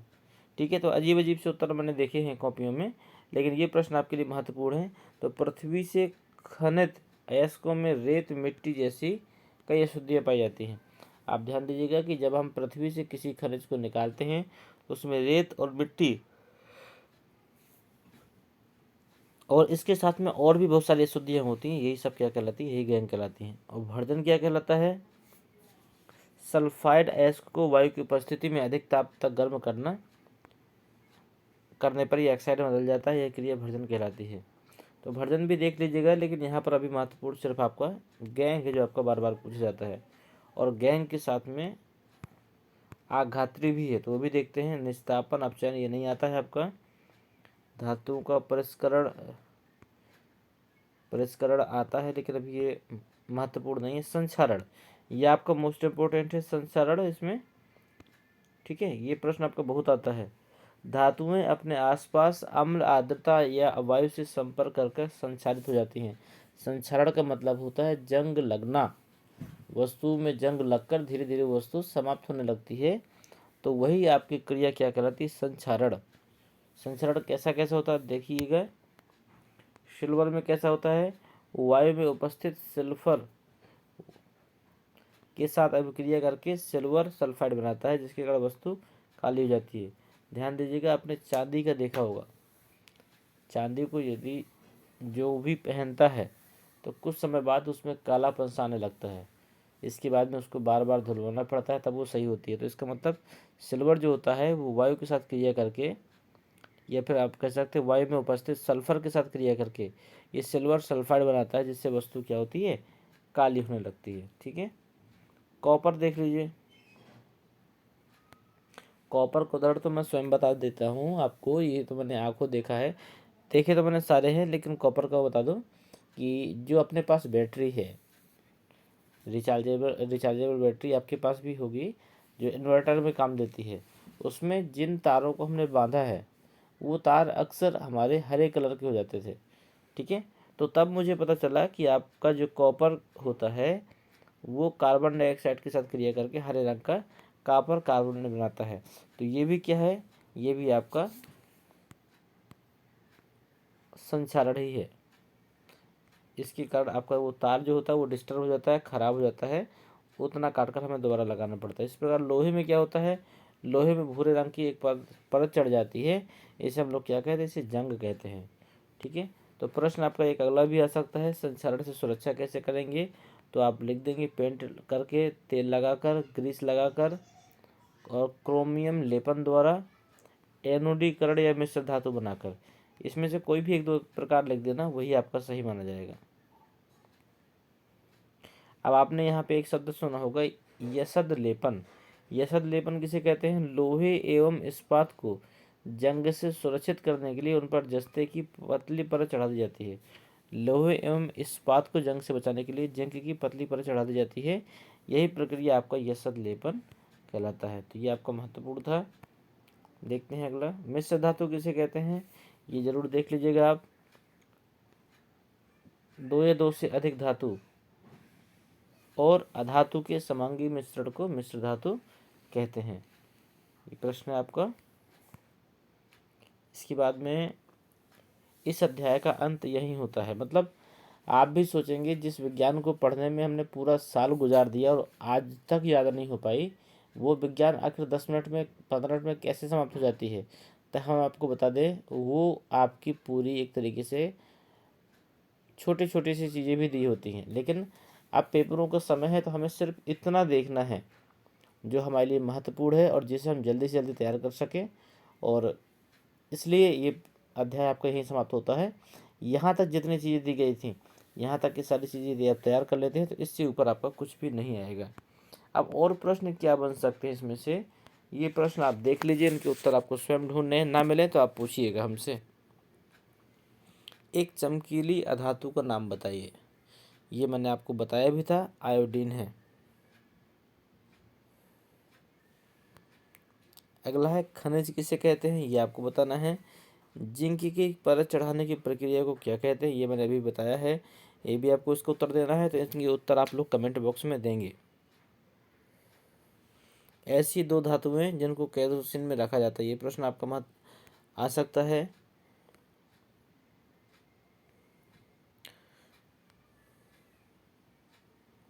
बिजली की परतों पर पीवीसी क्यों चढ़ाई जाती है? ये प्रश्न आपको देखना है। लोहे के औजारों को रखने के पहले तेल क्यों लगाया जाता है? तो अभी हमने आपको बताया था, संक्षारण, मतलब जंग से बचने के लिए।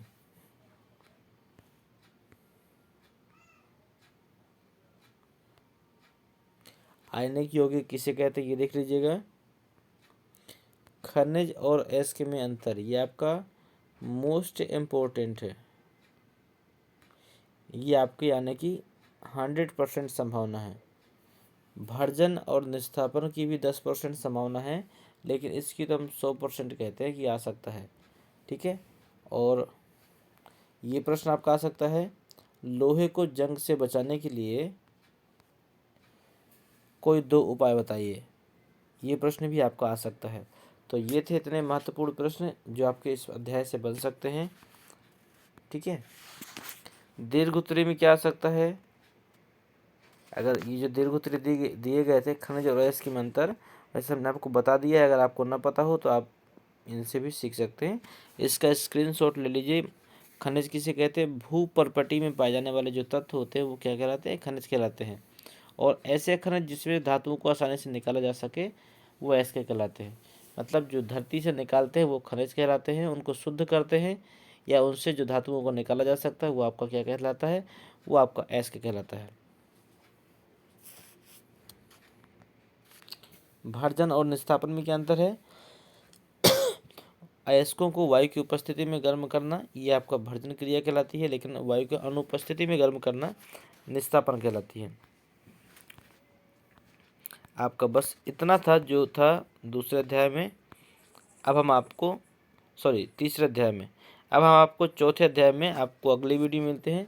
उम्मीद करते हैं ये 15 मिनट के वीडियो आपके लिए बहुत हेल्पफुल होगा, और जो कुछ आपने पढ़ा ईश्वर चाहेगा इससे ऊपर कुछ नहीं आएगा। यदि आपने इतना भी पढ़ लिया तो इस अध्याय में इससे ज़्यादा कुछ नहीं आएगा, और आप पेपरों को बहुत बेहतर तरीके से करके आ सकते हैं। तो जिन बच्चों, अभी तक हमने आपसे नहीं कहा लेकिन आज मैं फिर कहूँगा, हमेशा कहता हूँ कि यह वीडियो सिर्फ आप देख रहे हैं ये बड़ी बात नहीं है, लेकिन यह वीडियो जब आपके साथ में हज़ारों लोग देखेंगे तब बहुत बड़ी बात होगी। क्योंकि हम अपने उद्देश्य की पूर्ति तभी कर सकते हैं जब हम अधिकतम बच्चों तक अपने वीडियो को पहुंचा पाएँ। तो जितने ज़्यादा बच्चे इस वीडियो को देखेंगे उतने ज़्यादा बच्चे अच्छे नंबरों से पास होंगे। तो आप लोग फटाफट सबको शेयर करिए। अगर आप नए हैं तो सब्सक्राइब करिए, पुराने हैं तो शेयर करिए, और अगर पसंद आया हो तो लाइक करिए, और ना पसंद आया हो तो अनलाइक करिए, कोई दिक्कत नहीं है। लेकिन कोई ना कोई फीडबैक आपको कमेंट बॉक्स में जाके ज़रूर देना है। देखिएगा, धोने का सोडा को हम लोग दोबारा देख लेते हैं। इसको सोडियम कार्बोनेट का यदि हम पुनः क्रिस्टलीकरण करते हैं तो हमें धोने का सोडा प्राप्त होता है। आपको यही परिभाषा लिख देनी है। अगर पूछता अणु सूत्र बताइए इसका, तो आप लिख सकते हैं Na2CO3 × 10H2O। ये आपका धोने का सोडे का अणु सूत्र है। ये एक क्षारकीय लवण होता है। इसका उपयोग जो है कांच, साबुन, कागज़ उद्योगों में होता है। इसका उपयोग बोरेक्स उत्पादन में होता है, घरों की साफ सफाई में भी होता है, और जल की स्थायी कठोरता को दूर करने में भी इसका उपयोग होता है। और ध्यान दीजिएगा, मैं बार बार कह रहा हूँ, रासायनिक समीकरण नहीं भूलिएगा, नहीं तो आपको उत्तर के नंबर नहीं मिलेंगे। अगर आपने परिभाषा नहीं भी लिखी और समीकरण लिख कर आए हैं तो भी आपको कुछ ना कुछ नंबर मिल सकते हैं। लेकिन अगर समीकरण नहीं लिखा, सिर्फ परिभाषा लिखी, तो हो सकता है आपके पूरे नंबर कट जाएं।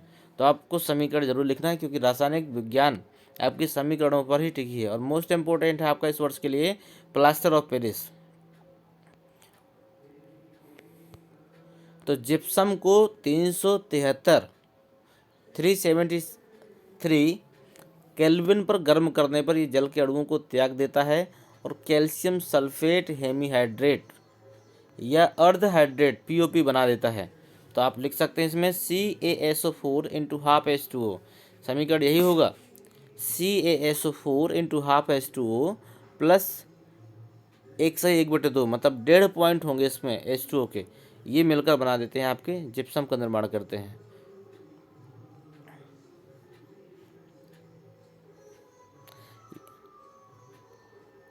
ये आपका सफ़ेद रंग का चूर्ण होता है जो जल में मिलाने पर पुनः जिप्सम बनकर ठोस प्रदान कर देता है।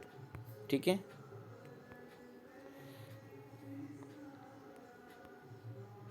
इसका उपयोग कहाँ कहाँ होता है। इसका उपयोग प्लास्टर ऑफ पेरिस का उपयोग डॉक्टर टूटी हुई हड्डियों को सही जगह स्थिर, आप देखते होंगे हाथों में जो प्लास्टर, पैरों में प्लास्टर चढ़ता है, जब हड्डियां टूट जाती हैं तब यही होता है, जिप्सम ही होता है। इसका उपयोग खिलौने बनाने में होता है, सजावट के सामान के लिए होता है। इसका उपयोग किसी सतह को चिकना बनाने के लिए, मतलब घर की आप देखते होंगे जो डिजाइनें बनी होती हैं काफ़ी हद तक प्लास्टर ऑफ पेरिस से ही बनाई जाती हैं आपकी। तो ये थे आपके महत्वपूर्ण आपके प्रश्न जो आपके इस पेपर में आ सकते थे। ये महामैराथन क्लास है, तो हमारा उद्देश्य था पूरे अध्याय को हम सिर्फ एक वीडियो में कवर करें, हमने किया है। इसके अतिरिक्त कुछ और प्रश्न भी हम बता रहे हैं जो आपके पेपरों के लिए महत्वपूर्ण हैं। इन प्रश्नों के उत्तर आपको स्वयं ढूंढना है, यदि नहीं मिलता है तो आप हमें बताइएगा, उसका आंसर हम आपको बताएंगे। तो ये वैसे हम बता चुके। चींटी के डंक में कौन सा अम्ल होता है? अंडे के छिलकों को नाइट्रिक अम्ल में डालने से क्या होगा? बेकिंग पाउडर के दो अवयवों के नाम लिखिए। पाचन क्रिया के दौरान पीएच कितना होता है? ये सब चीज़ें हमने आपको बताई हैं, लेकिन ये प्रश्न आपको स्वयं भी तैयार करना है। ये अलग से भी पूछे जा सकते हैं। 1 नंबर का मतलब 1 से 2 लाइन लिखनी होती हैं। सोने को घोलने के लिए कौन सा विलयन उपयोग करते हैं? अम्लीय वर्षा का जल जब नदी में प्रवाहित होता है तो जलीय जीवधारियों की उत्तरजीविता कठिन क्यों हो जाती है? अगला है आपका, जब सांद्र अम्ल को जल में डाला जाता है तो प्रक्रिया ऊष्माक्षेपी होती है, ऊष्माशोषी। और क्लोर क्षार मैंने आपको बताया था अभी, क्लोर क्षार प्रक्रिया से किस उत्पाद का उपयोग व्यंजक चूर्ण बनाने में होता है? तो ये भी आपके हमने आपकी अभी बताए थे कुछ देर पहले। ये आपके अति महत्वपूर्ण है 1 नंबर में। 2 नंबर में देखिए, वो किताब है जिससे आपके परीक्षाओं में प्रश्न छाटे जाते हैं और बहुत ही संक्षेप में चीज़ें बताई गई हैं। अगर आप इतना भी तैयार नहीं कर सकते हैं तो ये मान के चलिए कि आप कुछ नहीं तैयार कर पाएंगे, क्योंकि एक एक अध्याय को समाप्त करने के लिए 20-20, 25-25 पेज समाप्त हो गए, लेकिन यहाँ पर 20 मिनट में ही पूरा वीडियो समाप्त हो गया। और इतना ही तैयार करके जाते हैं तो अभी पेपरों में आपके अच्छे नंबर आ जाएंगे। तो जो प्रश्न हम आपको बता रहे हैं वो प्रश्न आपको ज़रूर देखने हैं। और सभी बच्चे, यदि अभी तक आप लोगों ने शेयर ना किया हो तो अभी दोस्तों को शेयर कर दें, क्योंकि ये भी आपकी नैतिक जिम्मेदारी है। परीक्षाओं का समय है और एक हेल्पिंग नेचर रखिए ताकि अधिक से अधिक बच्चों का बेनिफिट हो सके और अधिक से अधिक बच्चों को हमारे साथ जोड़ने का प्रयास करिए, क्योंकि कहीं ना कहीं हमसे जुड़कर बच्चे निःशुल्क एजुकेशन प्राप्त कर सकते हैं। अगला है देखिए, व्यंजक चूर्ण से क्लोरीन की गंध तेज क्यों हो जाती है और यह पानी में पूर्णतः घुलनशील क्यों नहीं होता है? और इसके बाद में प्लास्टर ऑफ पेरिस क्या है, इससे जिप्सम किस प्रकार प्राप्त किया जाता है? दंत मंजन किस प्रकार दंत क्षय को रोकता है? हमने आपको बताया था, क्षारकी होता है इसलिए ये दंत क्षय को रोकता है। खट्टे पदार्थों से बर्तनों को अच्छी से साफ क्यों कर देते हैं? केक को मुलायम और स्पंजी बनाने के लिए उसमें सफ़ेद पाउडर डाला जाता है। इस सफ़ेद पाउडर का नाम बताओ। तो आपको भी पता है, बेकिंग पाउडर है। लिए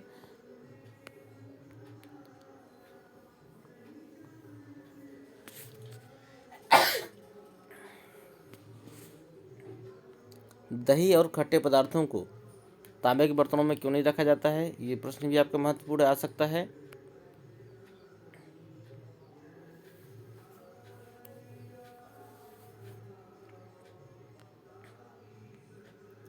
क्षार व क्षारक में अंतर बताइए। क्या सभी क्षारक क्षार हो सकते हैं? अगला है, इसमें ये महत्वपूर्ण है, पीएच मान किसे कहते हैं? निम्न की अभिक्रिया में पीएच मान कितना होगा? दुर्बल अम्ल दुर्बल क्षार में और प्रबल अम्ल प्रबल क्षार में। यह भी हमने आपको बताया है। क्रिस्टलन का जल किसे कहते हैं? वैसे ये प्रश्न आपका इतना ही आ सकता है, इतना है तो 5 नंबर में। अगला प्रश्न देखिए, इसमें क्या आ सकता है? देखिए, आपके आंसर भी मैं आपको बता दे रहा हूँ। दीर्घ उत्तरीय प्रश्न के आंसर आपके ये है।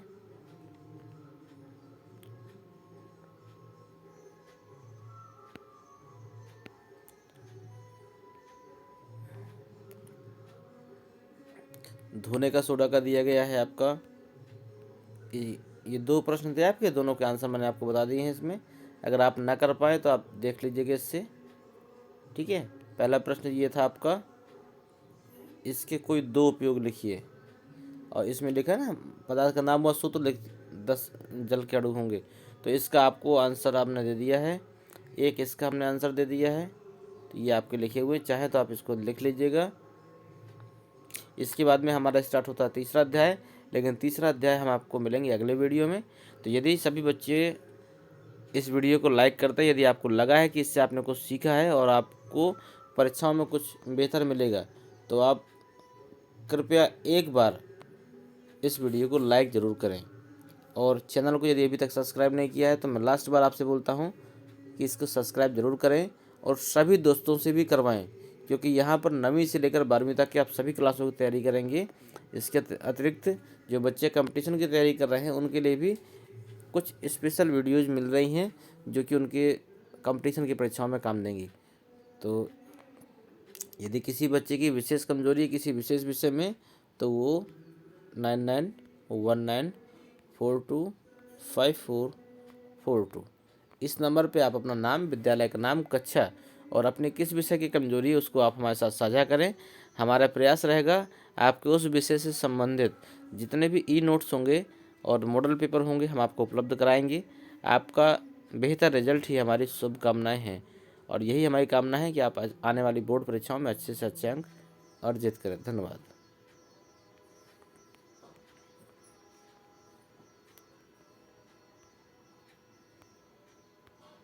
स्किप किए हुए पूरा वीडियो देखना है। जो बच्चे नए हों वो इस लिंक को सब्सक्राइब करें, जो बच्चे पुराने हों वो शेयर कर सकते हैं, सभी दोस्तों को भेज सकते हैं और पसंद आए तो लाइक भी कर सकते हैं। तो देखिए शुरुआत करते हैं। चौथा अध्याय है ये, एक वीडियो एक अध्याय, मतलब एक वीडियो का सिर्फ एक ही अध्याय होगा और इसी में आपको पूरा सलूशन मिल जाएगा कि इस अध्याय से क्या आना है। और मोस्ट इम्पोर्टेंट विज्ञान है, इसमें देखते हैं हम क्या क्या आ सकता है। देखिए सबसे पहला है इसमें कार्बन एवं उसके यौगिक, ये प्रश्न आपका आ सकता है तो आप ध्यान दीजिएगा। कार्बन एक अधातु है और इसका प्रतीक सी होता है।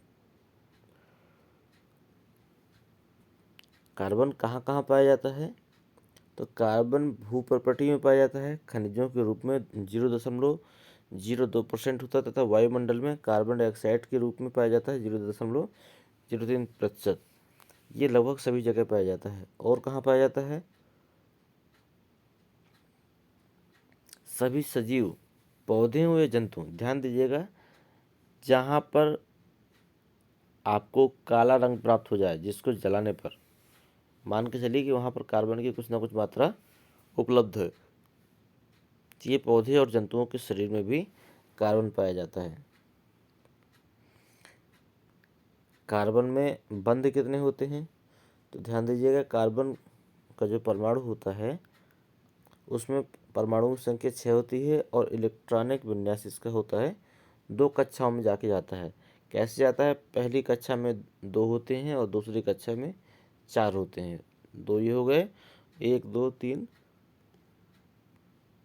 4, 4 ये हो गए। लेकिन इसका दूसरा जो कक्षक होता है वो आपका अर्ध भरा हुआ होता है, मतलब उसमें चाहिए 8 और आपके पास है मात्र 4, इसलिए कार्बन की जो संयोजकता हो जाती है वो आपकी 4 हो जाती है। तो यदि प्रश्न आता है कि कार्बन की संयोजकता कितनी होती है तो आपको लिखना 4 होती है। अब इसका इलेक्ट्रॉनिक विन्यास कैसे प्राप्त किया जाता है, जो मैंने आपको बताया था। तो कार्बन चतुसंयोजी यौगिक है। कार्बन ना तो 4 इलेक्ट्रॉन खो सकता है और ना ही 4 इलेक्ट्रॉन प्राप्त करके आयनिक बंध बनाता है।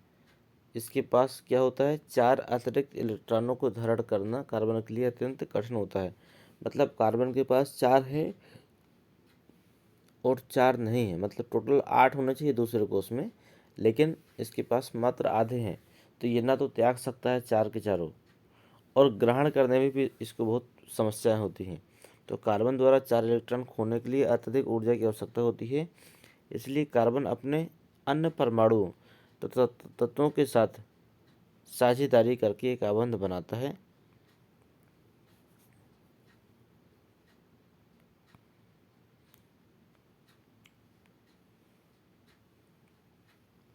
एक ही प्रकार के या विभिन्न प्रकार के परमाणु के इलेक्ट्रॉनों की साझेदारी से बने आबंध को सहसंयोजी आबंध कहते हैं। ये आपका इम्पोर्टेंट है, ये पूछ सकता है सहसंयोजी आबंध किसे कहते हैं।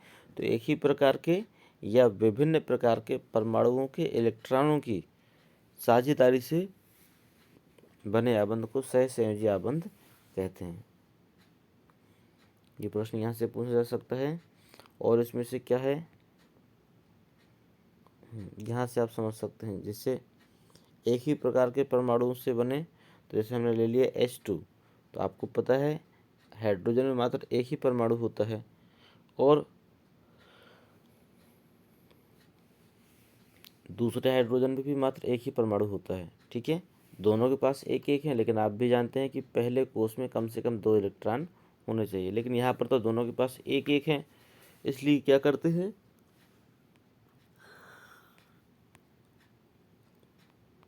दोनों हाइड्रोजन आपस में एक दूसरे से क्रिया करके एक बंध बना लेते हैं, एक एक इलेक्ट्रॉनों की साझेदारी का। ठीक है, इस प्रकार ये क्या बन जाता है, H2 बन जाता है। इसी प्रकार ऑक्सीजन है, ऑक्सीजन 2 परमाणुओं के बीच में बनाते हैं।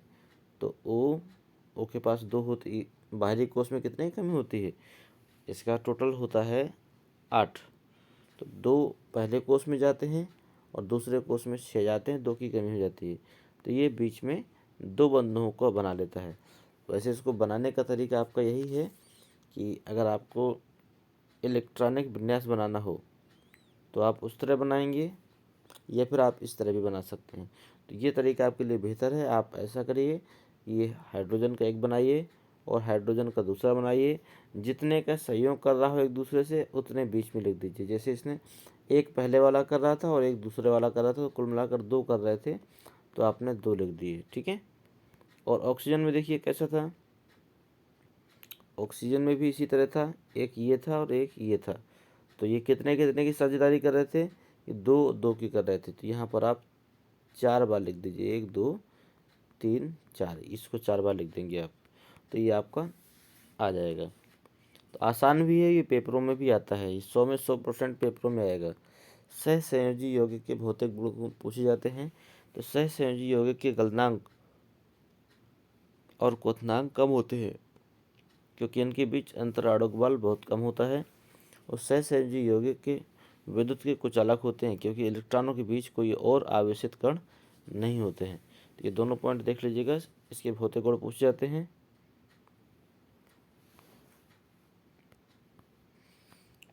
इसके बाद में ये पूछा जाता है, ये आपका मोस्ट इम्पोर्टेंट है, जितना हम कहें वो आपका उतना ही कम है, इतना ज़्यादा पूछा जाता है। संतृप्त और असंतृप्त कार्बनिक यौगिक। सबसे पहले हम समझते हैं हाइड्रोकार्बन किसे कहते हैं। तो ऐसे यौगिक जिनमें हाइड्रो का मतलब हाइड्रोजन, कार्बन का मतलब कार्बन, जिसमें हाइड्रोजन और कार्बन उपस्थित होते हैं, ऐसे कार्बनिक यौगिक जिसमें हाइड्रोजन और कार्बन उपस्थित होते हैं, हाइड्रोकार्बन कहलाते हैं। ये 2 प्रकार के होते हैं, एक होते हैं संतृप्त और एक होते हैं असंतृप्त। ध्यान दीजिएगा, ऐसे कार्बनिक यौगिक जिनमें कार्बन कार्बन के मध्य सिंगल बंध पाया जाता है, मतलब एकल बंध पाया जाता है, वो आपके कहलाते हैं संतृप्त हाइड्रोकार्बन। और जिनके मध्य डबल बॉन्ड मतलब द्विबंध या ट्रिपल बॉन्ड पाया जाता है, त्रिबंध पाया जाता है, वो कहलाते हैं असंतृप्त यौगिक। तो संतृप्त किसे कहते हैं, ऐसे कार्बनिक यौगिक जिनके कार्बन कार्बन परमाणुओं के मध्य एकल बंध पाया जाता है, संतृप्त हाइड्रोकार्बन कहलाते हैं। और ऐसे यौगिक जिनमें कार्बन कार्बन परमाणुओं के मध्य द्विबंध या त्रिबंध पाया जाता है, असंतृप्त हाइड्रोकार्बन कहलाते हैं। तो संतृप्त हाइड्रोकार्बन को हम एल्केन श्रेणी का सदस्य भी कहते हैं, और जिनमें द्विबंध पाया जाता है वो आपके असंतृप्त होते हैं और उनको एल्कीन श्रेणी के सदस्य कहते हैं, और जिसमें त्रिबंध पाया जाता है वो हम एल्काइन श्रेणी के सदस्य कहलाते हैं। तो ये आपका बहुत ही महत्वपूर्ण है, IUPAC नाम आपके इसी से आते हैं। ठीक है, आप लिख सकते हैं एल्केन श्रेणी के सदस्यों का सामान्य सूत्र CnH2n+2 होता है, या फिर आप ये भी कह सकते हो संतृप्त हाइड्रोकार्बन का सामान्य सूत्र CnH2n+2 होता है। कैसे, इस सूत्र का क्या मतलब है, यदि हमने आपसे पूछा कि CH4 का नाम क्या है, तो आप बताइए C की संख्या कितनी है, 1 है, इसका मतलब यहाँ पर n की जगह हमने 1 रखा। जब 1 रखेंगे तो h की जगह भी क्या रखना पड़ेगा, हमें 1 रखना पड़ेगा। तो 2 एकम 2 और 2 और 2 कितने हो गए, 4। तो मतलब CH4 हमारा किस श्रेणी का है, CH4 हमारा है एल्केन श्रेणी का। तो हम एक C जब भी लगा होता है, एक C जब भी लगा होता है तो उसे हम कहते हैं मेथ, ठीक है। और एल्केन श्रेणी का है तो इसमें लगा दीजिए N, तो मेथ धन N क्या बन गया, मेथेन। तो जो मैंने आपको बताया था वो क्या था, मेथेन था। नाम भी बता सकते हैं आप, जैसे हमने आपको बोला C2H4, यहाँ पर C कितने हैं, 2 हैं, ठीक है। यहाँ पर 2 रख के देखिए, तो यहाँ पर अगर हम 2 रख देंगे तो ये हो जाएगा C2, और यहाँ पर 2 रखेंगे H के पास तो 2 दूनी 4 और 2 6, H6। लेकिन यहाँ पर हमारे पास C2H4 है, इसका मतलब ये तो हो नहीं सकता है।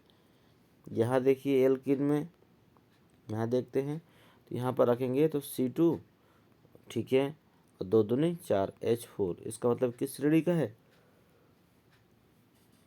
एल्केन श्रेणी के सदस्य। और नाम क्या होगा, तो जब 2 C दिए गए होते हैं तो हम लिख देते हैं एथ, और एल्कीन का हम ले लेंगे इन, तो क्या बन गया, एथीन बन गया। इस प्रकार हम लोग इसके IUPAC नाम भी बनाते हैं। तो चलो हम बनाना सीखेंगे आगे। कुछ और महत्वपूर्ण चीज़ें देखते हैं। इलेक्ट्रॉन बिंदु संरचना।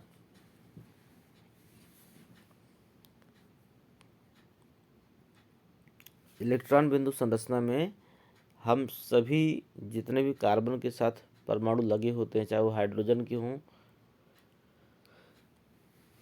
या किसी और के हों, उनको हम लोगों को गोलों के अंदर व्यवस्थित करना है। सबसे पहले तो आप कार्बन को व्यवस्थित कर लीजिए, जिस C2H6 की बनानी है हमें इलेक्ट्रॉन बिंदु संरचना। तो सबसे पहले ये देखिए कि C और C के मध्य में कितने की साझेदारी है, तो आपको पता है 2 की साझेदारी है, तो 2 लिख दीजिए,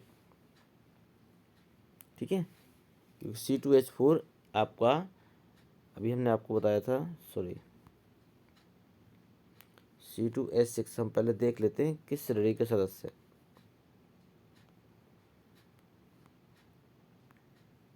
यहाँ से देखेंगे C2H6, तो देखिए 2 रखेंगे यहाँ पर इसमें, तो ये हो जाएगा C2, और 2 रखेंगे हम यहाँ पर H में, तो 2 दूनी 4 और 2 6, H6। ये किस श्रेणी का है, ये हमारा एल्केन श्रेणी के सदस्य है। तो यहाँ पर ध्यान दीजिएगा, एक एक परमाणुओं की साझेदारी होगी, तो कुल C और C के मध्य में कितने परमाणु आ गए, 2 आ गए, ठीक है। अब देखिए एक कार्बन C2H6, H कितने थे इसके पास, 6 थे, तो 3 दे दीजिए इसको, 1 2 3, और 1 2 3, ठीक है। ये तो आपस में एक एक की साझेदारी कर लिए, और हाइड्रोजन भी इसी प्रकार एक एक की साझेदारी करेगा। तो सबसे पहले तो यहाँ H लिख दीजिए, सभी जगह आपने H लिखा। अब कितने कितने की साझेदारी है, यहाँ पर भी एक एक की साझेदारी है, तो यहाँ पर C का तो क्रॉस होगा, और H का आप बिंदु मान लीजिए। यहाँ पर C का क्रॉस होगा और H का बिंदु मान लीजिए। C का क्रॉस मान लीजिए। क्रॉस किस लिए मान रहे हैं, हमें कोई भी सिंबल रखना है, क्रॉस की जगह आप बिंदी मान सकते हैं, क्रॉस की जगह आप लाइन मान सकते हैं, लेकिन हमने बीच में क्रॉस माना था, इसलिए हम यहाँ पर, तो देखिए इलेक्ट्रॉन बिंदु संरचना बहुत ही सरल है। यहाँ पर क्रॉस मानिए, यहाँ पर बिंदु मानिए, यहाँ पर क्रॉस मानिए, यहाँ पर बिंदु मानिए, यहाँ पर क्रॉस मानिए, और यहाँ बिंदु मानिए। देखिए आपकी बन गई इलेक्ट्रॉन बिंदु संरचना। इसी प्रकार किसी की भी पूछे, हम आपको एक और बना के बताते हैं, C2H4 की देख लीजिए, ठीक है। तो यहाँ पर ये हो गया आपके पास, हमने आपको बताया था, यहाँ पर आपके 2 परमाणुओं का संयोग होगा, तो यहाँ पर आप 4 लिख दीजिए, 1 2 3 4, ठीक है। H कितने हैं, 4 है हमारे पास, तो एक ये रखिए, एक ये रखिए, एक यहाँ रखिए और एक यहाँ रखिए, 4 हो गए। यहाँ पर लिख दीजिए H सभी में, और H कितने का संयोग कर रहा है, 1 का, तो H का अगर हम बिंदु मान ले तो एक बिंदु हो गया, दूसरा हो गया, तीसरा हो गया और चौथा हो गया, ठीक है। H का तो बिंदु हो गया और C का क्रॉस हो गया, तो 1 क्रॉस, 2 क्रॉस, 3 क्रॉस और 4 क्रॉस। लो बन गई इलेक्ट्रॉन बिंदु संरचना। नाम लिख दीजिए, यहाँ पर भी सी लिखिए, यहाँ पर भी सी लिखिए। इस प्रकार आप इलेक्ट्रॉन बिंदु संरचना तैयार कर सकते हैं। तो उम्मीद है कि ये चीज़ आपसे बन जाएगी और ये चीज़ आपकी परीक्षाओं में 100% पूछी भी जाती है। ठीक है। अगर आपको संरचनात्मक सूत्र बनाना है तो आपको गोलों की आवश्यकता नहीं होती, सीधे सीधे आप बना सकते हैं। जैसे CH4 है तो C अकेला है, C की संयोजकता कितनी होती है, 4 होती है, तो 4 डंडे लगा दीजिए। और H कितने दिए गए हैं, 4, तो चारों जगह H चिपका दीजिए, आपका बन गया। ठीक है। इसके बाद में इथेन 2C है और H कितने, 6, तो सबसे पहले तो आप 2C लिखिए और H है 6, तो 1 2 3 4 5 6, 6 H हो गए। अब देखिए कार्बन की कितनी संयोजकता बाकी है, एक बाकी है, तो एक बंद लगा दीजिए, ये आपकी हो गई संरचना। और देखिए प्रोपेन C3H8, 1 2 3, 3 C हो गए, H कितने, 8 हैं, तो 3 इसको दे दीजिए, 3 इसको दे दीजिए। और बचे कितने, 6 हो गए, 2 बचे, 2 इसको दे दीजिए। अब देखिए इसकी संयोजकता कितनी है, 3 हो गई है, एक कम है, एक बंद लगा दीजिए। इसकी कितनी हो गई, 3 हो गई, एक कम है, एक बंद लगा दीजिए। और अब सबकी पूरी हो जाती है। जितनी जगह आपने बंद लगाया सब जगह H लिख दीजिएगा, आपकी संयोजक ये संरचना तैयार हो गई। तो इस तरह आप आसानी से सभी संरचनाएं बना सकते हैं। ठीक है। इलेक्ट्रॉन बिंदु संरचना भी मैंने आपको बताई, संतृप्त हाइड्रोकार्बन की बनाई थी, ये आपकी असंतृप्त की है। असंतृप्त की भी उसी प्रकार बनेगी, लेकिन जितने का साझेदारी होती है दोनों के बीच में, उसी के जस्ट डबल बीच में रखा जाता है। जैसे 1 1 की साझेदारी है तो बीच में 2 रखेंगे, 2 2 की साझेदारी है तो बीच में 4 रखेंगे, 3 3 की साझेदारी है तो बीच में 6 रखेंगे। जैसे यहाँ पर देखिए C2H2 है तो हम बनाते हैं यहाँ पर 1 बनाया, यहाँ पर हमने 2 बनाया, यहाँ पर C, यहाँ पर C, C2H2, C2 तो हो गए, H हमारे पास कितने हैं, H हमारे पास 2 ही है, तो एक H यहाँ रख दीजिए, एक H यहाँ रख दीजिए, ये H हो गया और ये H हो गया। ठीक है। ये है आपका एल्कीन श्रेणी के सदस्य। एल्कीन में होते हैं ट्रिपल बॉन्ड, तो यहाँ पर आप 6 ठो रख दीजिए, 1 2 3 4 5 6। ठीक है। और हाइड्रोजन हमेशा एक बंध का साझेदारी कर सकता है, तो यहाँ पर आप ऐसे रख दीजिए, एक क्रॉस और एक बिंदु। हो गया आपका संरचना।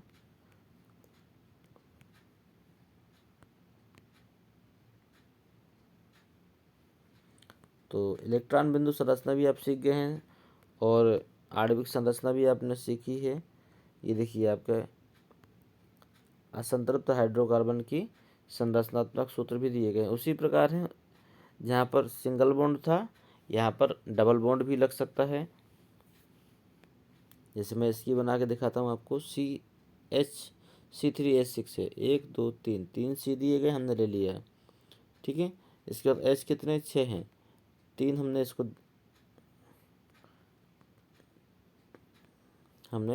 3 इसको दे दिए। हमारे पास कितने बचे, हमारे पास बचे 3 बचे हैं, तो हम अगले को 3 नहीं दे सकते। अगर हमने इसको 3 दे दिए तो सूत्र हमारा हो जाएगा गलत, तो हम अगले को 3 नहीं देंगे। हम ऐसा व्यवस्थित करेंगे कि सबकी संयोजकता पूरी हो जाए। तो हमने 1 इसको दे दिया, तो कितने हो गए इसकी, पहले वाले की हो गई 4 पूरी और इसकी हो गई 1। अगर हम इसको सिंगल और दे दें तो कुल H कितने निकल गए, 1 2 3 4 निकल गए। ठीक है। बचे कितने, 2, तो इसको दे दीजिए और बीच में लग जाएगा डबल बॉन्ड, तो आपकी संयोजकता पूरी हो जाएगी और सभी जगह आप H लिख दीजिए। इस प्रकार आप इसमें से IUPAC जितने भी नाम है वो भी बना सकते हैं। ये आपका असंतृप्त हाइड्रोकार्बन की हैं, दिए गए हैं, ये आपसे बन जाएंगी। वहाँ पर डबल बॉन्ड था, यहाँ पर आपका ट्रिपल बॉन्ड आ जाता है। संरचना के आधार पर हाइड्रोकार्बन पूछे गए हैं, कितने होते हैं। संरचना के आधार पर हाइड्रोकार्बन आपके 2 प्रकार के होते हैं, एक विवृत श्रृंखला वाले, एक होते संवृत श्रृंखला वाले। विवृत किसे कहते हैं, जो खुली श्रृंखला में पाए जाते हैं उसे विवृत श्रृंखला कहते हैं, और जो बंद श्रृंखला में पाए जाते हैं उसे संवृत श्रृंखला कहते हैं। समृद्ध श्रृंखला को हम लोग एरोमेटिक यौगिक भी कहते हैं।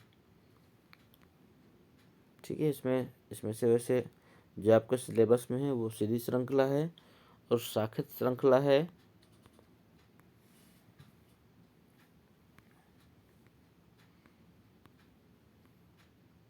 ये आपके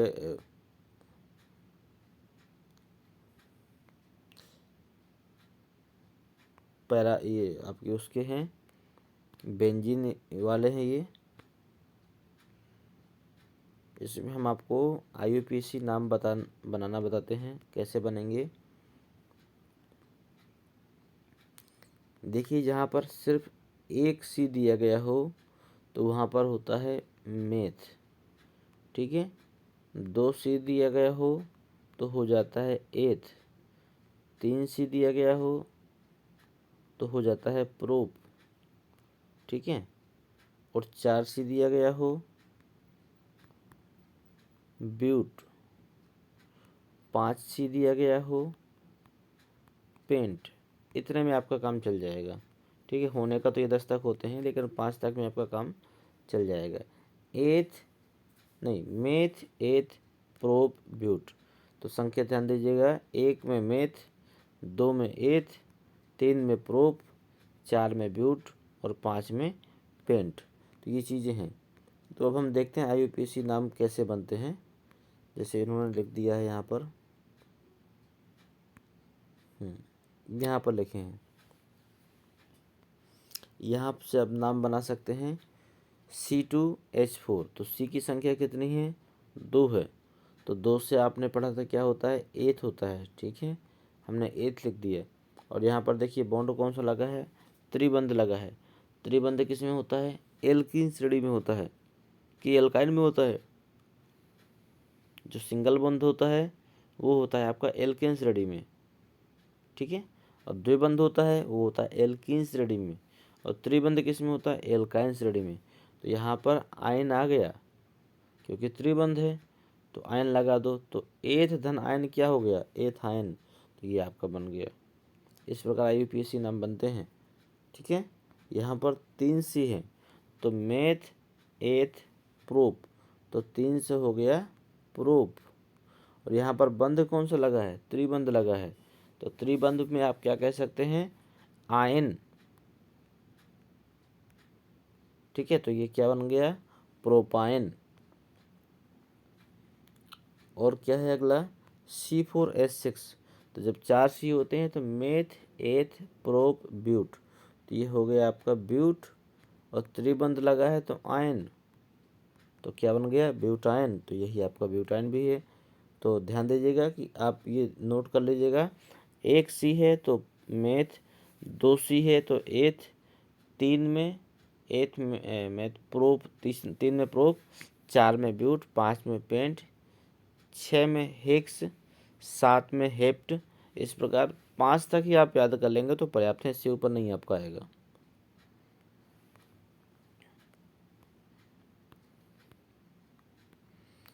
अब अनुलग्नक वाले आपके दिए गए हैं।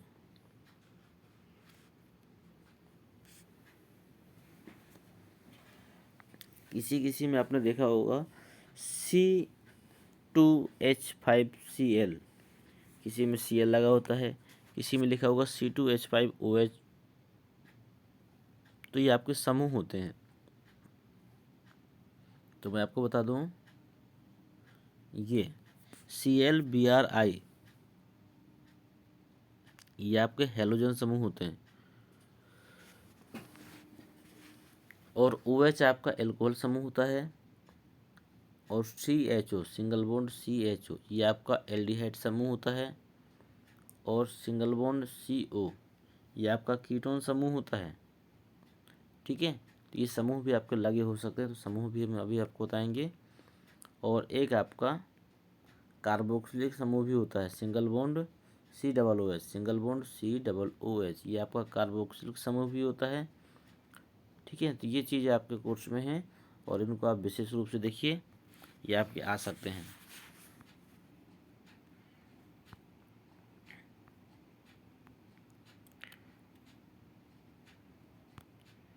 इसमें देखते हैं क्या चीज़ें आपके पास महत्वपूर्ण हैं।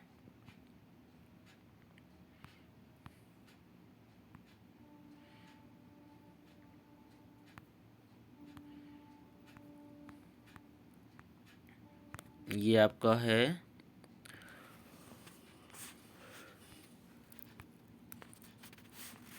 यदि कहीं पर आपका OH लगा मिल जाए किसी में, तो वहाँ पर ऑल लगा देना। ये लिखा है ना, जो भी आप बनाएंगे उसके अंत में क्या लगा देना, ऑल।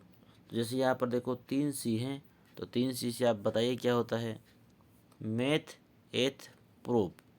प्रोप होता है, तो सभी जगह सिंगल बॉन्ड है, तो क्या बन गया, प्रोपेन। प्रोप तो ये हो गया, और सिंगल बॉन्ड में आपको पता है एल्केन श्रेणी के सदस्य होते हैं, तो प्रोप धन एन तो क्या हो गया, प्रोपेन।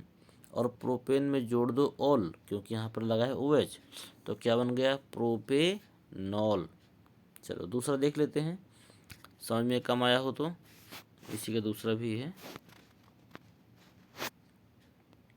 यहाँ पर कितने C हैं, 3C हैं। 3C का मतलब मेथ एथ प्रोप, तो ये भी क्या है, प्रोप है। और सभी में सिंगल बॉन्ड लगा है, क्योंकि ये अनुलग्नक वाला, ये आपका समूह वाला डबल बॉन्ड है, तो इसको आप काउंट नहीं करेंगे।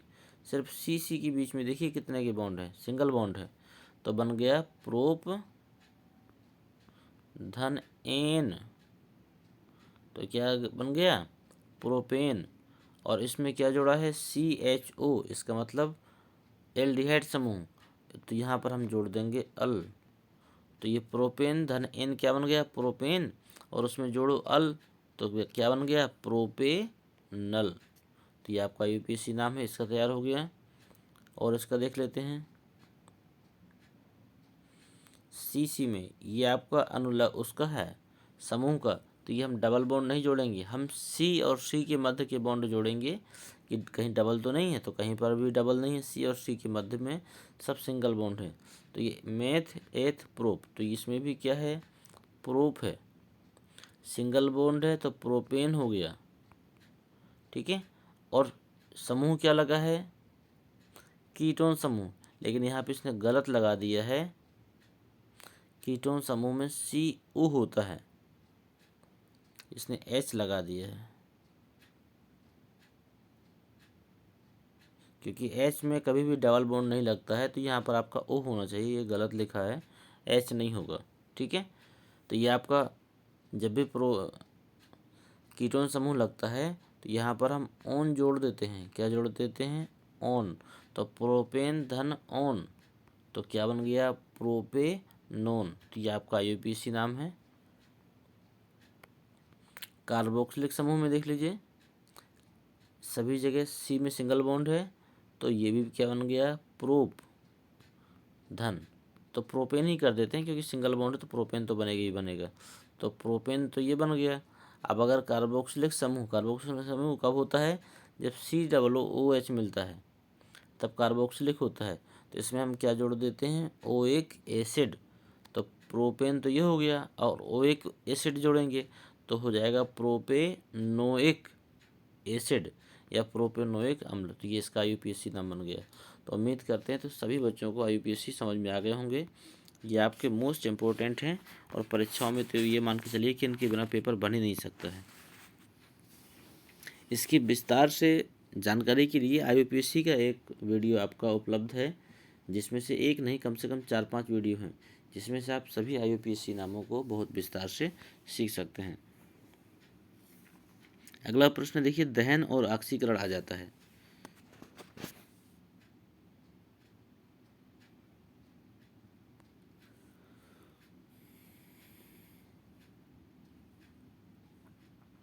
दहन आता है, दहन और ऑक्सीकरण में अंतर पूछता है, तो कार्बन तथा उसके यौगिक ईंधन के रूप में इस्तेमाल किए जाते हैं, क्योंकि इनमें दहन की प्रचुर मात्रा में ऊष्मा और प्रकाश मुक्त होते हैं।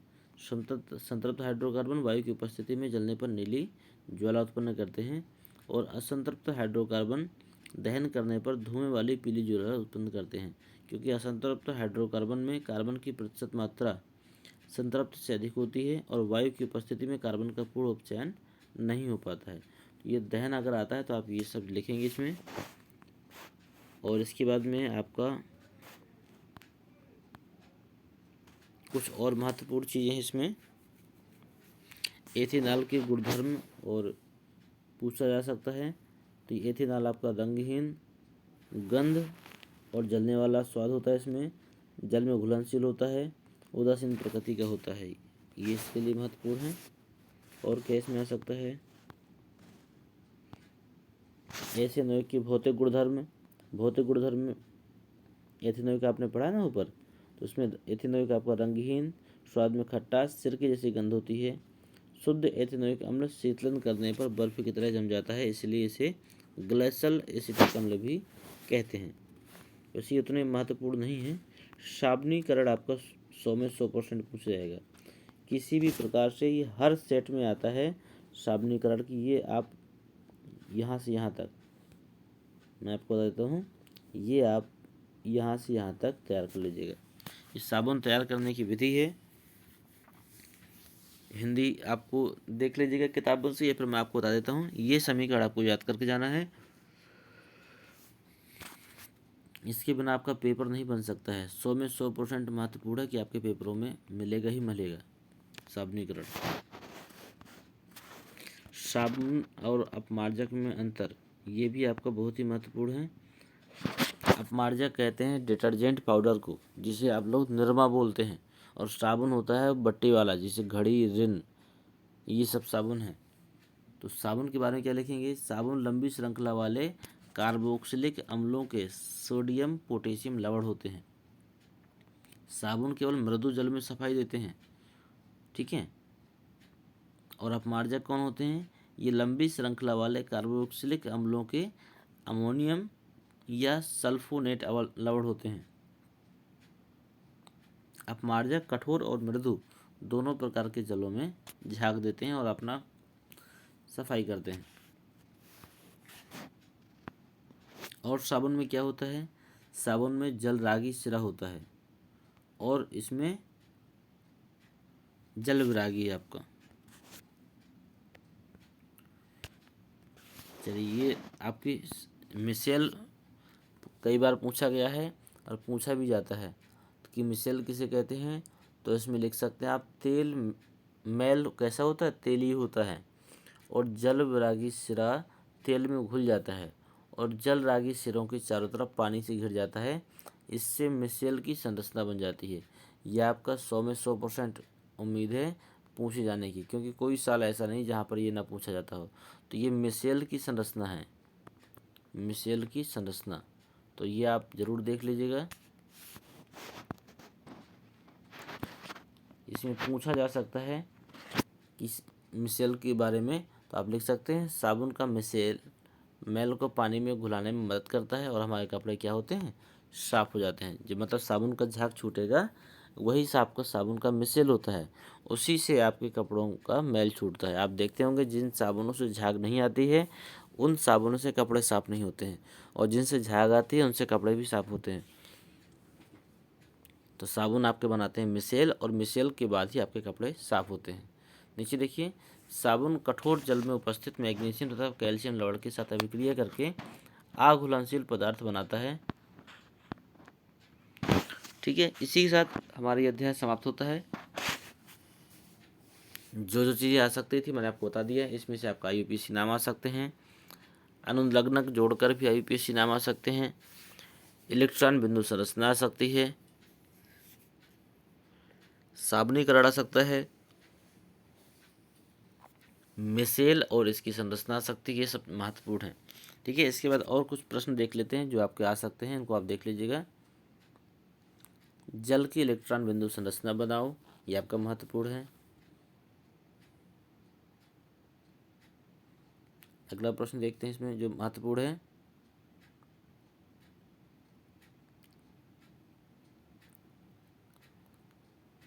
अगला ये है, साबुन कठोर जल में धोने के लिए प्रभावशाली नहीं होता है, क्यों।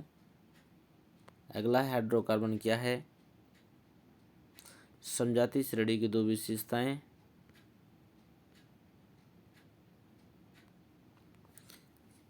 इसमें ये जरूरी नहीं है कि ये वाले संरचना सूत्र आ जाए, कोई और भी आ सकते हैं, लेकिन संरचना सूत्र आपका जरूर आएगा।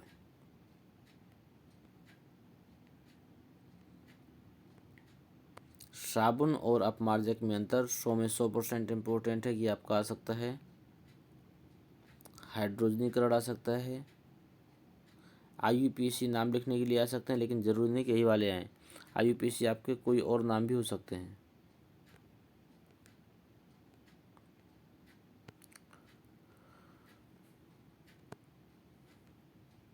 चलिए, इसी के साथ हमारा चौथा अध्याय समाप्त होता है। बहुत खुशी की बात है कि आपके एक एक वीडियो में पूरे अध्याय का निचोड़ दिया गया है। इसके बाद भी यदि बच्चे तैयारी नहीं कर पाते हैं और परीक्षाओं में अच्छे अंक नहीं आते हैं, तो ये दुर्भाग्य होगा आपका कि आपने इन चीज़ों को ध्यान से नहीं देखा, क्योंकि हमने इतनी मेहनत से आपके एक एक चीज़ों को तैयार किया है। इसके बाद भी यदि आपने तैयारी नहीं की और परीक्षाओं में अच्छे अंक नहीं अर्जित किए, तो ये हमारे लिए भी बड़ी दुख की बात होगी, क्योंकि हम बराबर प्रयास कर रहे हैं कि आपके किसी भी प्रकार के पेपरों में बेकार अंक ना आए। तो चलिए, आपने बहुत मेहनत की होगी, पूरा वीडियो देखा होगा, बहुत खुशी है हमें इस बात की। बस अभी तक अगर जिन बच्चों ने सब्सक्राइब ना किया और नए बच्चों ने, वो कृपया सब्सक्राइब जरूर करें, क्योंकि ये आपके सब्सक्राइब करने से आपके परीक्षाओं से जुड़ी हर इन्फॉर्मेशन आप तक पहुंचेगी और आप हमेशा एक अच्छे स्कोर कर पाएंगे। धन्यवाद। देव क्लासेस स्पेशल में सभी छात्रों का हार्दिक स्वागत है। देव क्लासेस स्पेशल के माध्यम से कक्षा 9वीं से लेकर 12वीं तक के सभी बच्चे निःशुल्क स्टडी प्राप्त कर पा रहे हैं। इसके अतिरिक्त परीक्षाओं का समय नज़दीक है, इसलिए हमने आपको 10वीं और 12वीं के आंसर पेपर भी उपलब्ध करवाए। और इसके अतिरिक्त ये समय रिवीजन का है। कई बच्चे ऐसे भी होंगे जिन्होंने इस इंतज़ार में कि कोरोना फिर आएगा पूरे वर्ष पढ़ाई नहीं की, किताबें भी परचेज नहीं की, और कई बच्चे तो ऐसे हैं जिन्होंने स्कूल का भी मुंह नहीं देखा अभी तक, सिर्फ एडमिशन करवाने गए थे और अब परीक्षाएं देने जाएंगे। लेकिन गलती उनकी भी क्या है, उम्मीदों से आसमान टंगा हुआ है। लेकिन ऐसा होने वाला नहीं है, परीक्षाएं होंगी और व्यवस्थित तरीके से होंगी। तो जिन बच्चों ने पूरे वर्ष पढ़ाई नहीं की है, उनके पास मात्र 2, 4, 10 दिन या 20 दिन का समय बचा है। जिन्होंने पढ़ाई की है उनके लिए और भी गोल्डन चांस है कि वो लोग अपनी परसेंटेज को और अच्छी बना सकते हैं, क्योंकि यही समय है जब आपकी परसेंटेज बहुत अच्छी बन सकती है। इसका मतलब जो बच्चे साल भर पढ़ाई किए हैं वो बहुत ही बेहतर परफॉर्मेंस देंगे, लेकिन जिन्होंने पढ़ाई नहीं की है उनका भी रिजल्ट बेहतर बने। इसके लिए हमारा प्रयास है कि कम से कम समय में हम आपको बहुत सी चीज़ें बता सकें। तो हम आपको एक अध्याय और एक वीडियो दे रहे हैं लगातार। आपने जितने अध्याय साइंस के हैं उतने वीडियो अगर आप देख लेते हैं तो आपका साइंस पूरी तरह कंप्लीट होगा, और इसी से सब कुछ आने वाला है। इसी प्रकार साइंस के अतिरिक्त मैथ और आपका इंग्लिश, ये दोनों विषय भी मिलेंगे। इंटरमीडिएट के बच्चों को फिजिक्स, केमिस्ट्री, बायो और इंग्लिश, ये आपकी चारों विषय मिलेंगे। तो देखिए आप इसमें, ये 10वीं का चैप्टर है, ये आपका 10वीं का चैप्टर 12वीं के लिए भी महत्वपूर्ण है और 10वीं के लिए भी महत्वपूर्ण है, 11वीं के लिए भी महत्वपूर्ण है। ये आपका सभी क्लासों में उपलब्ध है। तो देखिए इसमें से क्या क्या चीज़ें आ सकते हैं। इसमें एक प्रश्न आपका आ सकता है, तत्व किसे कहते हैं? तत्व किसे कहते हैं? तो ऐसे पदार्थ जो एक ही प्रकार के अणुओं से मिलकर बने होते हैं तत्व कहलाते हैं, जैसे सोडियम, सोना, मैग्नीशियम इत्यादि। ये अभी पूछा जा सकता है कि कुल कितने ज्ञात तत्व हैं, या फिर जो ज्ञात तत्व हैं उनकी संख्या कितनी है? तो 118 हैं। देखिए हम आपको कम से कम समय में अधिक से अधिक चीज़ें दे रहे हैं। इसका मतलब आपको सिर्फ महत्वपूर्ण चीज़ें मिल रही हैं, इसलिए आप वीडियो को स्किप नहीं करिएगा, पूरा देखना है और इसका बेनिफिट आपको आने वाले एग्जाम में ऑटोमेटिक दिख जाएगा। वर्गीकरण की आवश्यकता क्यों पड़ी? अब बात आती है, तत्व तो हमारे पास 118 है, फिर उनके वर्गीकरण की आवश्यकता क्यों पड़ी? तो तत्वों को सुव्यवस्थित ढंग से पढ़ने के लिए तथा उनके अध्ययन को सरल करने के लिए वर्गीकृत की आवश्यकता पड़ी। जैसे मान के चलिए, अब आपने एक फील्ड में 10 प्रकार के जानवरों को खड़ा कर दिया, तो ये तो एक भीड़ भाड़ की व्यवस्था हो गई। लेकिन वहीं पर अगर आपने अलग अलग कर दिया, जैसे गाय के लिए अलग जगह है, भैंस के लिए अलग जगह है, बकरी के लिए अलग जगह है, इसी प्रकार हमारे 118 तत्व जो खोजे गए उनमें कई तत्व ऐसे थे जो एक दूसरे के साथ समानता प्रदर्शित करते थे। यदि उनको एक साथ रख दिया था तो उनके अध्ययन में बहुत समस्याएं हो सकती थीं, लेकिन उनको अलग अलग वर्ग और आवर्त में रखकर हम लोगों ने क्या किया कि उनकी विशेषताओं के आधार पर उन्हें रखा गया है। तो इस प्रकार आप देख सकते हैं कि सभी तत्व जो समानता प्रदर्शित करते हैं उनको एक कॉलम में, और जो अलग हैं उनको दूसरे कॉलम में रखा गया है।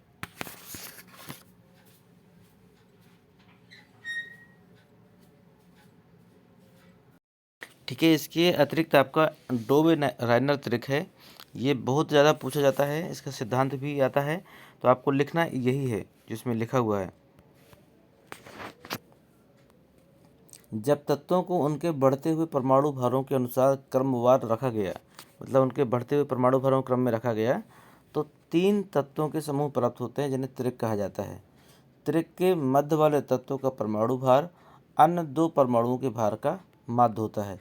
तो ये आपका डोबे-नायडर का त्रिक सिद्धांत है, ये आपका इम्पोर्टेंट है, जो आपका पेपरों में पूछा जा सकता है, तो आप इसे ज़रूर पढ़िएगा। इसके 3 तत्व कौन कौन से हैं ये आप लिख लीजिएगा, कैल्शियम, स्ट्रांसियम, बेरियम। ठीक है। यदि आप इन दोनों को जोड़ेंगे तो कितना होगा, 3 और 1 4 और 7 और 13 4 17, इसका आधा कर दीजिए तो 2 अट्ठे 16, 1 17, 2 अट्ठे 16। तो देखिए लगभग आपका बीच वाला पद माध्य प्राप्त हो रहा है। तो ये आपका जो तत्व होंगे ये कहीं ना कहीं 2 तत्व लिखा है ना इसमें, जब तत्वों को उनके बढ़ते हुए परमाणु भारों के क्रम के अनुसार रखा जाए तो 3 तत्वों का समूह प्राप्त होता है, जिसमें जिन्हें क्या कहा जाता है, त्रिक कहा जाता है। त्रिक के मध्य का जो तत्व का परमाणु भार होगा अन्य 2 तत्वों के परमाणु भारों का माध्य होता है। तो ये आपका यहाँ से सिद्ध हो गया, और आप इसे तैयार भी कर सकते हैं। जैसे ये है आपका LiCa और Cl, ठीक है, एक ये है, एक ये है, एक ये है, ये 3 है आपके। अगला है आपका न्यूलैंड का अष्टक नियम, ये भी आपका मोस्ट इम्पोर्टेंट है।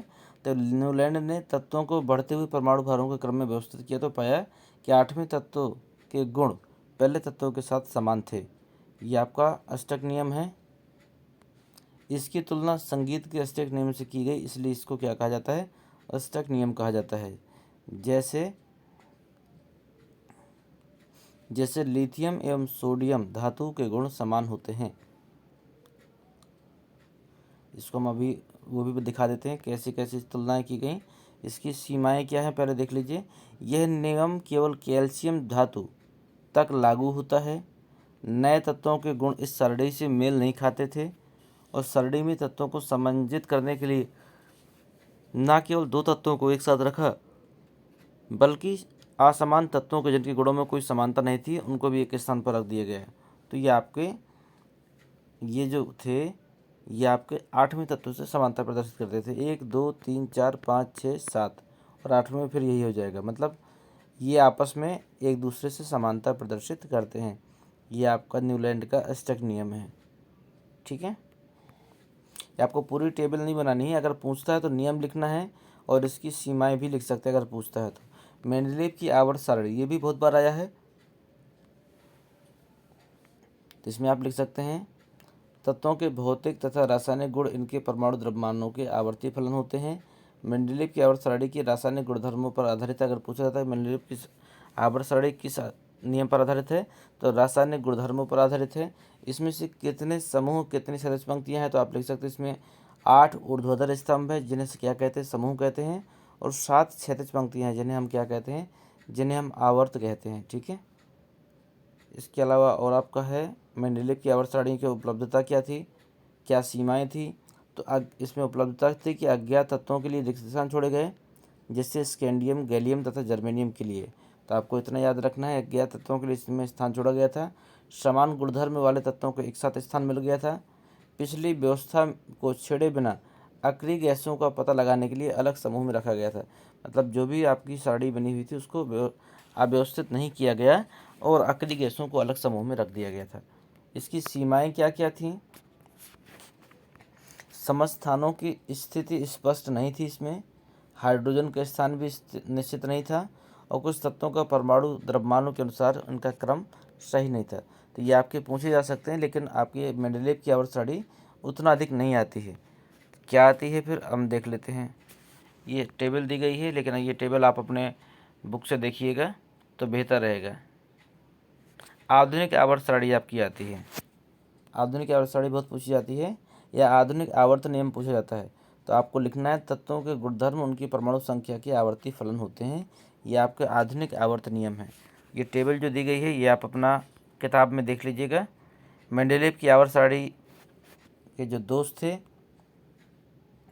कि समस्थानिकों की स्थिति इसमें स्पष्ट नहीं थी और परमाणु संख्या सदैव पूर्ण संख्या होती है, अतः हाइड्रोजन व हीलियम के बीच में कोई तत्व नहीं आएगा। ये दो आपके पर्याप्त हैं, दो इसमें।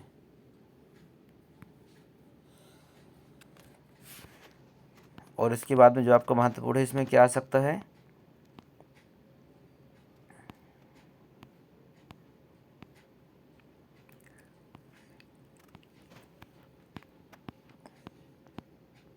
तो आप ये धात्विक अधात्विक चीज़ें आप त्याग पढ़ सकते हैं, ये आपका पूछी गई है। धात्विक गुण का अर्थ है किसी तत्व के परमाणु द्वारा इलेक्ट्रॉनों की त्यागने की क्षमता। ठीक है, धातुएं आवर्त सारणी में बाईं तरफ होती हैं। आवर्त में बाएं से दाएं जाने पर धात्विक गुण कम होता है क्योंकि इलेक्ट्रॉनों पर नाभिकीय आवेश बढ़ता है। धातु इलेक्ट्रॉन खोते हैं और धनात्मक आयन बनाते हैं, अतः धातु वैद्युत धनात्मक तत्व भी कहलाते हैं। तो ये सब धात्विक लक्षण होते हैं। धात्विक तथा अधात्विक में अंतर अगर आ जाता है तो आपको यही लिखना है। अधातुएं वैद्युत ऋणात्मक होती हैं, वे इलेक्ट्रॉन को ग्रहण करती हैं। अधातुएं आवर्त सारणी में दाईं ओर पाई जाती हैं। आवर्त में बाएं से दाएं जाने पर अधात्विक गुण बढ़ता है क्योंकि प्रभावी नाभिकीय आवेश बढ़ने का इलेक्ट्रॉन त्यागने की प्रवृत्ति होती है। तो आपको ये सब नहीं लिखना है, आप इतना कह सकते हैं आवर्त में बाएं से दाएं जाने पर आध्यात्मिक गुण बढ़ता है। अगला, समूह में ऊपर से नीचे जाने पर आध्यात्मिक गुण कम हो जाता है। इतना पर्याप्त है आपका। अगर इसमें अंतर आता है तो अभी 4-4 पॉइंट लिख दीजिएगा, ये पर्याप्त है आपका। देने का तो बहुत सारी चीज़ें हैं और जो आपकी परीक्षाओं में आ सकती हैं, और देखते हैं क्या चीज़ें पूछी जा सकती हैं। ये आपका मेंडेलेव की आवर्त सारणी और आधुनिक आवर्त सारणी में अंतर पूछा जा सकता है। तो आप कह सकते हैं कि मेंडेलेव ये तत्वों को बढ़ते हुए परमाणु द्रव्यमान के क्रम में सजाया गया है मेंडेलेव की आवर्त सारणी में, और आधुनिक आवर्त सारणी में परमाणु संख्या के क्रम में सजाया गया है। इसमें 8 समूह हैं, इसमें 18 समूह हैं। इसमें 1 से लेकर 7 उप समूह में बटे हैं, लेकिन इसमें कोई भी उप समूह नहीं है। ये आधुनिक आवर्त सारणी तथा मेंडेलेव की आवर्त सारणी में अंतर बताया गया है। और देखते हैं क्या प्रश्न है महत्वपूर्ण इसमें। चलिए आगे तो कुछ है नहीं है, और देख लेते हैं एक बार शुरुआत से, कोई चीज़ छूट तो नहीं रही है क्योंकि इनमें से ज़्यादा चीज़ें नहीं आती हैं इस अध्याय से। एक बार फिर से देख लेते हैं शुरू से। ठीक है, इस एक बार हम पॉइंट करते जा रहे हैं। एक आपका ये प्रश्न पूछा जा सकता है, तत्व किसे कहते हैं? कुल कितने तत्वों की खोज हो चुकी है? 118 हैं आपके। वर्गीकरण की आवश्यकता क्यों पड़ी? ये चीज़ आपकी पूछी जा सकती है। डोबेर राइनर का अतिरिक्त ये पूछा जा सकता है आपका। और न्यूलैंड का स्टक नियम, ये आपका महत्वपूर्ण है, ये आपका पूछा जा सकता है, ये मैंने आपको बता दिया है। इसके बाद में आपका मेंडेलेव की आवर्त सारणी के बारे में थोड़ा बहुत जानकारी पूछी जा सकती है, लेकिन ये आता नहीं है कभी भी। लेकिन देख लीजिएगा आप भी, ये देख लीजिएगा 2 लाइनें कि तत्वों के भौतिक तथा रासायनिक गुण इनके परमाणु द्रव्यमानों के आवर्ती फलन होते हैं और मेंडेलेव की आवर्त सारणी के रासायनिक गुणधर्म पर आधारित है। मेंडेलेव की आवर्त सारणी तत्वों के रासायनिक गुणधर्म पर आधारित है। इसमें 8 ऊर्ध्वाधर स्तंभ जिन्हें समूह कहते हैं, 6 और 7 क्षैतिज पंक्तियाँ हैं जिन्हें हम क्या कहते हैं? आवर्त कहते हैं। ठीक है, इसके बाद में उपलब्धियाँ कोई ज़रूरी नहीं है इसमें देखना। इसमें ये आधुनिक आवर्त सारणी भी आ सकती है, तो आप लिख सकते हैं तत्वों के परमाणु द्रव्यमान की तुलना में उसका परमाणु संख्या अधिक आधारभूत गुणधर्म है, ये लिख सकते हैं। या अगर ये ना लिखना हो तो आप ये भी दर्शा सकते हैं कि तत्वों के गुणधर्म उनकी परमाणु संख्या का आवर्ती फलन होते हैं। बस ये चीज़ें आप आधुनिक आवर्त नियम में देख लीजिएगा। इसके दोष देखने हैं आपको। परमाणु संख्या हम देख लेते हैं, हालांकि पूछी नहीं जाती है, फिर भी देख लेते हैं। परमाणु संख्या अणु के केंद्र में पाए जाने प्रोटॉनों की संख्या के बराबर होती है। मतलब जो भी प्रोटॉनों की संख्या होगी वही उसकी परमाणु संख्या कहलाती है।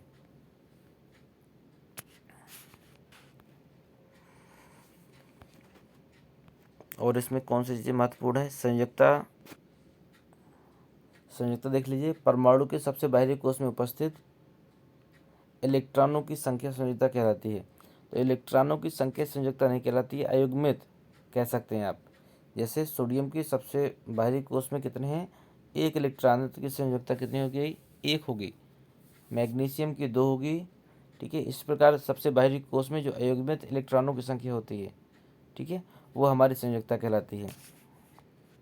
जैसे एल्युमिनियम की 3 हो गई, सिलिकॉन की 4 हो गई, ये सब चीज़ें।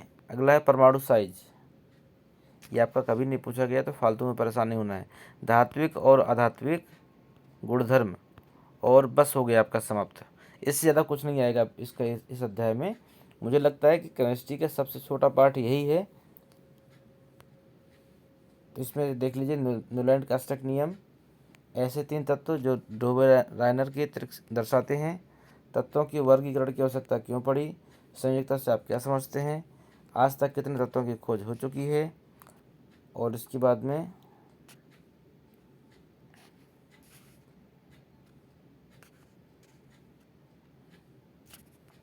बस हो गया। इसके बाद में मुझे नहीं लगता कि इस अध्याय से कुछ आएगा। ये आ सकता है आपका मेंडेलीव की आवर्त सारणी और आधुनिक आवर्त सारणी में अंतर आपका, बस हो गया। ठीक है, तो बहुत खुशी की बात है कि हमारा ये अध्याय सबसे छोटे वीडियो के रूप में समाप्त हो गया, और आपकी भी रसायन विज्ञान पूरी तरह समाप्त हो गई है। ये थे आपके अलग अलग वीडियो जो कि हर अध्याय के आपको दिए गए, और आपने उनको तैयार भी किया होगा। और अब मुझे लगता है कि केमिस्ट्री में कोई भी बच्चा ऐसा नहीं होगा जो ये कह दे कि हमारे अच्छे नंबर नहीं आ सकते हैं। तो अगर आपको हमारा सहयोग पसंद आया तो आप फटाफट वीडियो को लाइक करें, सभी दोस्तों को शेयर करें, चैनल को सब्सक्राइब जरूर कर लें, क्योंकि ये कहीं ना कहीं आज नहीं आने वाली कई दोस्तों को भी और आपके आने वाले कई छोटी क्लासों के लिए भी महत्वपूर्ण होगा। यदि आपने सब्सक्राइब कर रखा है तो आपको लगातार इससे सहयोग मिलता रहेगा, और आने वाली जो ऊपर की कक्षाएं अगर आप प्रतियोगी परीक्षाओं की तैयारी करते हैं तो उसमें भी ये चैनल आपके लिए महत्वपूर्ण साबित होगा। धन्यवाद।